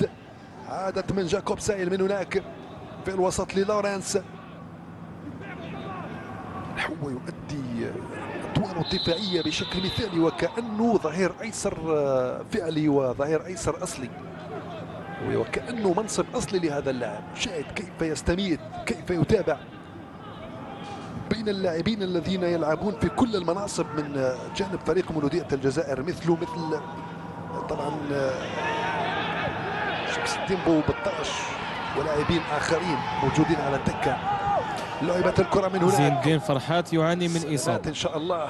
يجب إيقاف اللعب في أقرب فرصة لإسعاف اللاعب والخروج وإبعاد الخطر إلى تماس. استغلال الفرصة لإسعاف زين الدين فرحات في أول مباراة بدوري أبطال إفريقيا. سنأتي إن شاء الله على واحدة من الأوراق الرابحة للمولودية. ربما النقطة السلبية في هذه المباراة هي كثرة الإصابات، ربما تدخلات زائدة عن اللزوم من جانب نادي فاصل الليبيري. ربما لم يأتي للاعب كرة القدم علي جعفر منذ بداية المباراة تدخلات خشنة على لاعبي المولودية، في وقت الحكم كان يمكنه يعني تجنب كل هذه الأمور بمنح البطاقة الصفراء منذ الدقائق الأولى. يعني إصابة بن خماسة، إصابة أيمن بوقرة، والآن إصابة زين الدين فرحات في دور تمهيدي أول محمد زوقرة. فعلا بطاقات الصفراء بإمكانها أن تفرض الانضباط من حكم المباراة منذ البداية من أجل التهديد الفعلي للاعبين يعني البطاقة الصفراء تجعل اللاعب متحفظ وتجعل زملائه يرون بأن الحكم لا يتساهل، وهكذا سارت الأمور. لا نتمنى أن تتعقد أكثر. زين الدين فرحات الآن يمشي بصعوبة، نتمنى أن يستعيد لياقته لمواصلة هذه المباراة بأفضل طريقة ممكنة. الكرة من لورانس في تنفيذ التماس طويلة على شكل ركنية، خرجت والحكم صفر الخطأ لمصلحة دفاع مولودية الجزائر. جوزيف فودي الحكم النيجيري، محمد بن خماسة نشاهد الاحتكاك الأخير، الاعتداء، محاولة اعتداء هنا من البديل مارك باي في اللقطة السابقة. الدقيقة 72 مشاهدينا الأفاضل متابعينا الكرام عبر القناة السادسة الشبابية للتلفزيون الجزائري. زين الدين فرحات يستعيد مكانه بكل شجاعة واقتدار، في انتظار اللمسة وفي انتظار البصمة وفي انتظار المساهمة في الأهداف في هذه المباراة. من هناك الكرة البينية لحسن بانغورا، يلا التسديدة من هناك وصلت بطريقة ممتازة. أمين مسوسة، أمين مسوسة، أمين وزعها أمين، والدفاع يخرج ويبعد الخطر. عادت من جديد لمحمد بن خماسة مع العربي ثابتي العربي في اللمسات، في التمريرات، في البينيات. عادت للقائد أيوب عبد اللاوي ثم إلى المايسترو العربي ثابتي. غزالة خطأ مرة ثانية على زين الدين فرحات، وصح التعبير الضوء الأحمر على زين الدين فرحات. بدأ الخطر يحوم حول اللاعب زين الدين فرحات. التدخلات بما أنه لاعب مهاري يتقن الانفلات والمراوغة والدخول بالكرة، يجب أن يكون حذرا من التدخلات العنيفة في مثل هذه الوضعيات. الكرة لمصلحة المولودية، غزالة ينفذها، البحث عن حليمية. محمد رضا أمامه بطريقة ممتازة. فرحات رجعت له من جديد، طلبها فرحات من جديد، يفضل العودة إلى الخلف أمام الضغط، أمام البريسينج، أمام محاولة استعادة الكرة. ذلك يعني رغم التأخر بهدفين لا تزال الثقة موجودة، لا تزال الروح عند لاعبين دي اف سي فاصل. العودة إلى الخلف لبن حوا، بن حوا في الوسط لبن خماسة من دون مراقبة للكرة. فرحات ثابتي، بدأت الأوركسترا، بدأت اللمسات. غزالة ثابتي من جديد، حليمية محمد رضا وصلته بطريقة ممتازة. يلا 1 2 3، يا سلام على الجملة التكتيكية، على النسج الكروي. قطعت وعادت سريعا للمولودية. ثابتي العربي، بن خماسة، ثابتي من جديد بلمساته. بن خماسة سرعان ما يستعيد الكرة في وضعية مسترجع، في وضعية لاعب قاطع للكرات. مشات من هناك لبن حوا، أسامة للحسن بانغورا، عادت للقائد عبد اللاوي أيوب، مشات من هناك لأسامة بن حوا، أسامة بن حوا لثابتي، وصلت لمسوسة. أمين من هناك، يلا يا أمين، يلا يا أمين، يلا يا أمين، يفضل المراوغة أمام الاستماتة والعودة القوية للمدافعين. نشاهد الاستماتة الدفاعية الجيدة والممتازة والتموقع الرائع للاعبين دي اف سي فاصل. عادت لثابتي العربي مرة أخرى في ظل غياب الحلول، في ظل غياب المبادرة. يعود لاعبو المولودية إلى الخلف تدريجيا وصولا إلى الحارس أليكسيس قندوز. الدقيقة 75 وقبل ربع ساعة من نهاية هذه المباراة وجب تسجيل هدف لتأمين النتيجة وللعب بأكثر أريحية واقتدار وثقة. من هناك بن حوا، أسامة بن حوا، أسامة يا سلام، الحارس يخرج في المكان المناسب ويستفيد من الخطأ، يستفيد من الخطأ إثر الاصطدام مع بن خماسة. محمد بن خماسة الذي يعاني من، أو بايزيد سفيان عفوا، الذي يعاني من تشنج عضلي. سلامات إن شاء الله على بايزيد. شوف كيف كان الاصطدام، سقوط غير موفق من بايزيد، سقوط لم يكن بالشكل المثالي. وسجل الهدف الثاني بايزيد سفيان بذكاء كبير في الدقائق الأخيرة واللحظات الأخيرة لشوط المباراة الأول. عزز ودعم به الهدف الأول من أيوب عبد اللاوي. سيترك مكانه علي جعفر لمهدي بوشري. والإصابات يبدو أنها تلاحق. هو شعار المولودية في هذه المباراة، عدة إصابات وتدخلات خشنة من لاعبين نادي فاصل الليبيري. ليس لديهم ما يخسرون لاعبو نادي فاصل الليبيري حتى وإن تلقوا البطاقات الصفراء والحمراء، يعني ليست لديهم فرصة أخرى للعب والمواصلة في هذه المنافسة. مهدي بوشريط أيضا يأخذ مكانه ويخرج سفيان بايزيد. بوشريط يقل اقتناصا ولا يقل يعني حاسة تهديفية من سفيان بايزيد. وزيد الدين فرحات هو الذي سيكون قلب هجوم. فعلا بوشريط سيكون على الجهة اليمنى، بينما فرحات سيكون كرأس حربة وكمهاجم صريح. أول لمس للكرة من مهدي بوشريط من هناك اليساري، دخل وحاول المرور ولكن التغطية الدفاعية وحكم المباراة يقول خرجت إلى 5 أمتار و50. هي في حالة تأهل ستلاقي المتأهل من مباراة جارف السنغالي وكولومبا الكاميروني يومي 17 و19 من أكتوبر الداخل ذهابا، ويومي 24 أو 26 من أكتوبر كذلك في مباراة الإياب هنا بملعب علي لابوينت بدويرة. الكرة المحاولة متواصلة والدفاع يخرج الكرة ويبعد الخطر، وفيه لاعبين بانغورا يعاني من إصابة. الحسن بانغورا من جانب المولودية والمهاجم حتى تخرج الأمور وتنفلت. طبعا الواجب هو الحفاظ على هدوء الأعصاب وعلى تماسك الأعصاب إلى غاية نهاية المباراة، وهو جزء من تسيير المباراة ومن تسيير أطوار هذه المباراة الطويلة. هل منح الحكم كرة ثابتة لمصلحة نادي اف سي فاصل في انتظار اسعاف الحسن بانغورا كذلك من هناك؟ الحوار مع حكم المباراة. نعم، مدرب رولان ماكوينا يتكلم مع الحكم الرابع وكأنه يلوم الحكم الرابع، لأنه ربما لو كان الحكم منح البطاقة الصفراء منذ بداية المباراة لا تجنبنا كل هذه الإصابات لممثل الجزائر. فعلا التدخل الأخير على الحسن بانغورا قبل تدخل أيوب عبد الله في الكرة الأخيرة على طبعا اللاعب اللايبيري لاعب اف سي فاصل.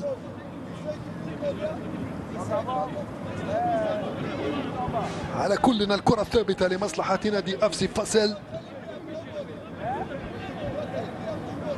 والبطاقة الصفراء لمن ستوجه ولمن ستشهر في الدقيقة 80 وقبل 10 دقائق من نهاية هذه المباراة إياب الدور التمهيدي الأول من رابطة أبطال إفريقيا لكرة القدم.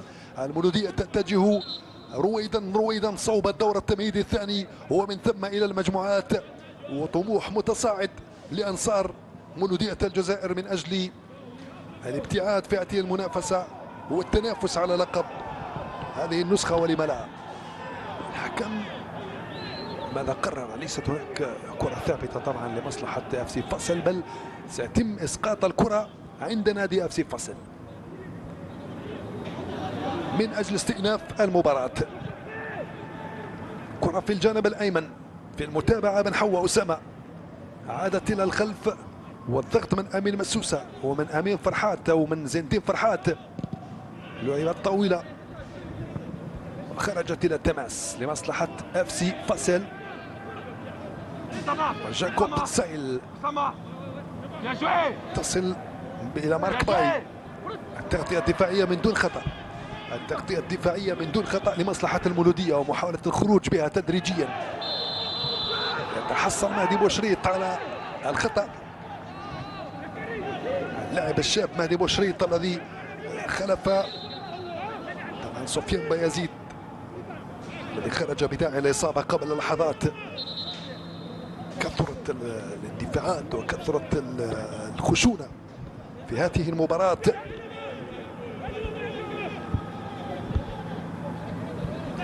هكذا يا سيدي الحكم يا جوزيف فودي من نيجيريا حينما لا تفرض انضباطك بالبطاقات منذ البداية يبدأ الانفلات في اللحظات القادمة، في اللحظات المتبقية وفي الدقائق. مهدي بوشريط مثلما شاهدنا، ومحمد رضا حليمية، كرة طويلة أيوب عبد اللاوي. أيوب من هناك يتقدم في الجهة اليسرى مع بن حوا، يفضل الحسن بنكورة ولكنها قطعت من منطور ولعبت في شكل كرة مرتدة وهجمة معاكسة جاكوب سائل، ولكنها تفتقد للدقة أو للسرعة في التنفيذ. قطعت من عناصر المولودية. مهدي بوشريط، الصراع الثنائي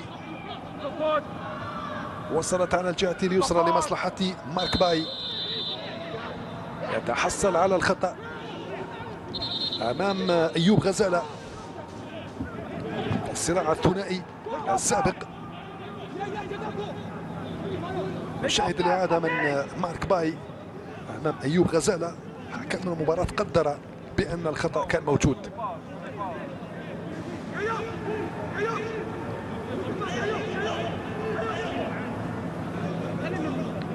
الكرة الثابتة لمصلحة نادي FC فاصل في الدقيقة 83، وجب الحفاظ على التماسك وعلى الحذر والحيطة والتحفظ فيما تبقى من زمن وأطوار هذه المباراة.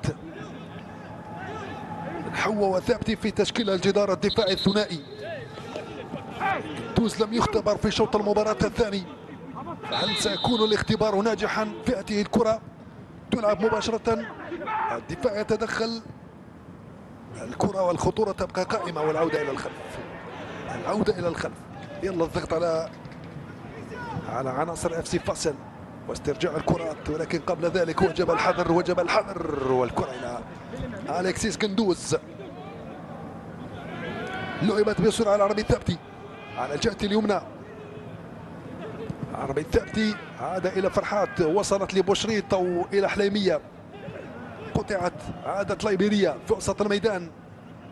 بدأوا يأخذوا المبادرة، يأخذون زمام المبادرة بين الفينة والأخرى. لم ييأسوا ولم يستسلموا ولم يرفعوا الراية البيضاء، يريدون تقليص الفارق ومن ثم الجري خلف التعادل. التعادل سيكون مرادف للتأهل. لعبت هذه الكرة، أن لم يعد هناك مجال لركلات الترجيح، يعني المباراة الصفرية هي التي كانت ستأخذ الفريقين إلى الركلات الترجيحية، ولكن الكرة لعبت من هناك على الجهة اليمنى في محاولة أخرى لا ترتقي إلى المستوى المطلوب، محاولة لا ترتقي إلى المستوى المطلوب، وقطعت وعادت لمصلحة FC فاصل. دوروا من هناك، حذاري، متابعة يا بن حوا يا أسامة. شاهد الكرة الأخيرة، الكرة السابقة، ومهدي بوشريط لم ينفذها، يعني كانت فرصة مثالية لو تمكن من إيصالها لأمين مسوسة من هناك. مهدي بوشريط، الصورة تشجيعات من زين الدين فرحات صاحب الخبرة والتجربة والسنوات الطويلة فوق الميادين في الصورة، العائد إلى الدوري الجزائري، وفضل أن يكون ذلك من بوابة مولودية الجزائر. عروض كثيرة وصلته من أندية مختلفة، تم تداول اسمه في الكثير من الأندية قبل أن يوقع في اللحظات الأخيرة للميركاتو الصيفي في فريق مولودية الجزائر. طبعا رهانات كثيرة للمولودية ولتشكيلة الفريق هذا الموسم، يعاني من إرهاق ومن إصابة. أيوب غزالة كما كنا نشاهد في الصورة، وهذا فيكتور مانساري، فيكتور مانساراي الذي يصر على أن يعود بفريقه FC فاصل في اللحظات الأخيرة للمباراة. 5 دقائق أقل من ذلك متبقية على الوقت الرسمي لشوط المباراة الثاني. البطاقة الصفراء يتلقاها الحارس أليكسيس قندوز، ربما بحجة التباطؤ في التنفيذ وإعادة الكرة إلى الميدان. البطاقة الصفراء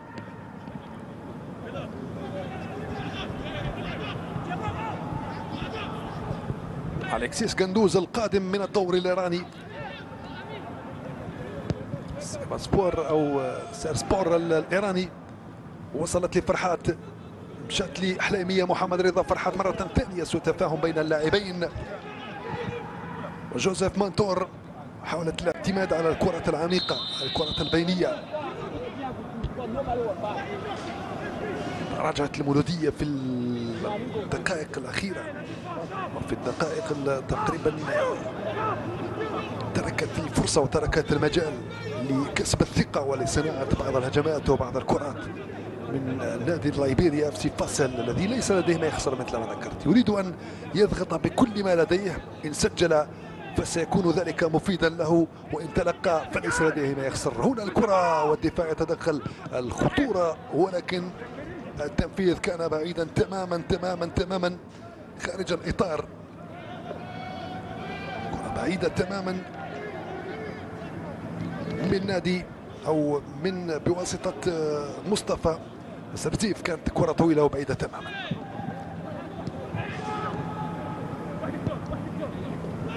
العربي الثابتي الحسن بنغورا، التعميد على المراوغة ولكن غير موفقة تماما من الحسن بنغورا. لم يدخل جيدا في المباراة الحسن بنغورا. لعبت الكرة زين الدين فرحات، زين الدين فرحات والحارس يتدخل ويخرج ويبعد الخطر. قرأ بشكل ممتاز مسار الكرة، حتى قرأ نية اللاعب الذي مرر الكرة الأخيرة. شوف كيف يخرج في المكان المثالي، في المكان المناسب، يقرأ بشكل مثالي مسار الكرة العميقة من جانب المولودية. في الوسط هذه الكرة لورانس وصلت إلى منتصف الميدان. جاكوب سيل مشات من هناك، محاولة من مونتون سايو، تحصل على الخطأ إثر الاحتكاك الأخير. رقم 27 مارك باي هو الذي قام بالمراوغة وتحصل على الخطأ من أمام زين الدين فرحات العائد لمهامه الدفاعية. استعمل الحيلة زين الدين فرحات قبل دقيقة ونصف من نهاية الوقت الرسمي للمباراة، في انتظار كم سيضيف الحكم كوقت بديل للضايع. نشاهد الإعادة الأخيرة، كرة الممتازة من زين الدين فرحات والحارس الذي قرأ المسار باقتدار، وحرم طبعا مهدي بوشريط من فرصة هدف ثالث. في انتظار التنفيذ من جانب نادي FC فاصل اللايبيري، ضبط الأمور وفض الاشتباكات داخل منطقة الجزاء. وكان هناك تغيير.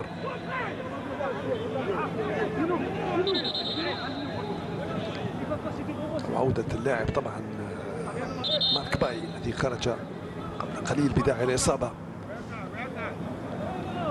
تسبب في هذه الكرة الثابتة والبطاقة الصفراء لزين الدين فرحات. زين الدين فرحات يتلقى بطاقة صفراء من الحكم النيجيري جوزيف أودي. ستنفذ الكرة الثابتة في الدقيقة 90 من زمن المباراة وفي الثواني الأخيرة للوقت الرسمي من هذه المباراة.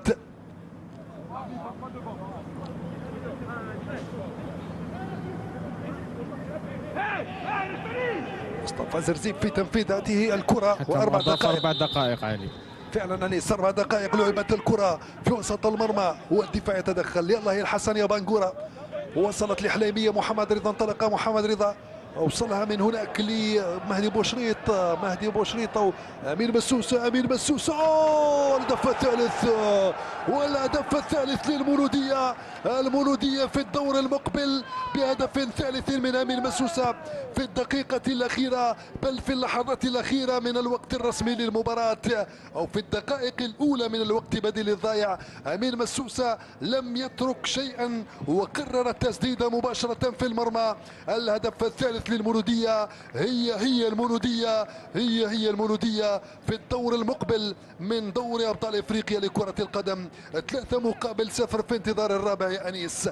البديل مسوسة دخول موفق عليه. مسوسة ودخول موفق، قرر ويبادل تحية مع مكوينة مباشرة في الشباك. الكل يهدي الأهداف إلى مكوينة. هذا ما يؤكد ربما العلاقة الوطيدة بين المدرب واللاعبين. فعلا وكأنه أكثر من مدرب يتمكن يسير المجموعة بطريقة ذكية وممتازة. الأمر الملاحظ علي، المولودية متفوقة بهدفين، ماكوينا يطالب لاعبيه بالاجتهاد من أجل تسجيل الهدف الثالث. هذه هي الفلسفة الجديدة. صحيح، هذا هو المطلوب، خاصة في مثل هذه المباريات المفخخة، وخاصة في مثل هذه المباريات التي تستدعي تسجيل أكبر عدد من الأهداف للتخلص من الضغط وللخروج من يعني إن صح التعبير الضغط المعاكس للفريق الخصم. الكرة في وسط الميدان تعود من جديد وتصل لمهدي بوشريط، قبل ذلك حليمية. مهدي بوشريط الآن عنده الكرة، يلا الرابع مهدي بوشريط في محاولة أخرى للدخول بالكرة البينية الجميلة. الحسن بانغو حارس المرمى أخرج أو لم يلمس الكرة، خرجت إلى 5 أمتار و50. الحسن بانغورا كان بالإمكان أفضل مما كان، سدد مباشرة على طريقة أمين مسوسة، وشاهد الإعادة هنا، لكن الزاوية لم تكن. كان بالإمكان أفضل مما كان يا حسن بانغورا. المرة القادمة يا بانغورا.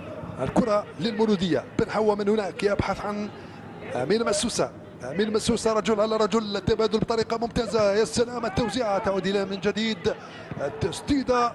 هو الدفاع يتدخل ويبعد الخطر، والكرة ما خرجتش إلى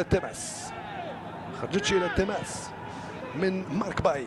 عادت لمصلحة مانساراي فيكتور، يحتفظ بالكرة، يعود إلى الخلف. الدقيقة 93 مشاهدينا الأفاضل، متابعينا الكرام عبر القناة الشبابية السادسة للتلفزيون الجزائري.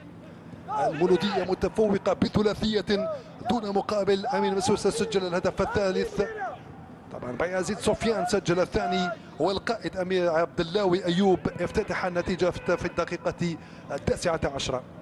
لعبت هذه الكرة، عادت للقائد أيوب عبد اللاوي، نريد هدفا رابعا.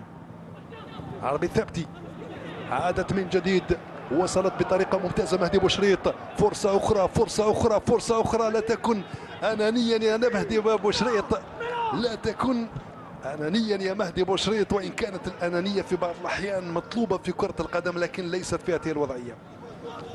الهدف الرابع يضيع للمولودية. يلا ماكوينا فرحات زنتين في على المتابعة بوشريط ويطالبه بالعودة وتأدية الأدوار الدفاعية. صحيح، هو يوجد في حالة انتعاش بدني، وهكذا. إذن 3 مقابل 0، الأهم والمهم تحقق في هذه المباراة. 3 مقابل 0 وتأهل مستحق إلى الدور المقبل من رابطة أبطال إفريقيا لكرة القدم مولودية الجزائر، الممثل الأول للكرة الجزائرية، في انتظار الممثل الثاني غدا بحول الله، فريق شبيبة القبائل بملعب حسين عيد حمد بداية من الساعة 7 بحول الله. عبد اللاوي، بايزيد ومسوسة سجلوا ثلاثية المولودية مستحقة. الأهم والمهم تحقق. شكرا جزيلا لكم مشاهدينا على المتابعة. أنيس مزيان، شكرا لك على المرافقة من على خط التماس. نعود مباشرة مشاهدينا بالصوت والصورة إلى الزميلة ليلى بن فرحات لتحليل وقائع وأطوار هذه المباراة مع أمين بصغير وخبير التحكيم عبد الرزاق حلالشي. إليك ليلى بعد الفواصل بحول الله.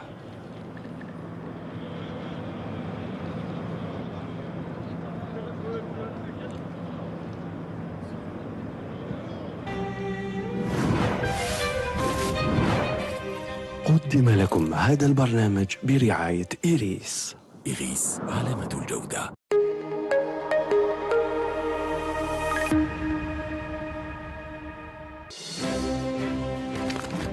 وردنا قبل قليل إيريس عادة التلفزيونات جدد وغير ثقيل. إيريس والابتكار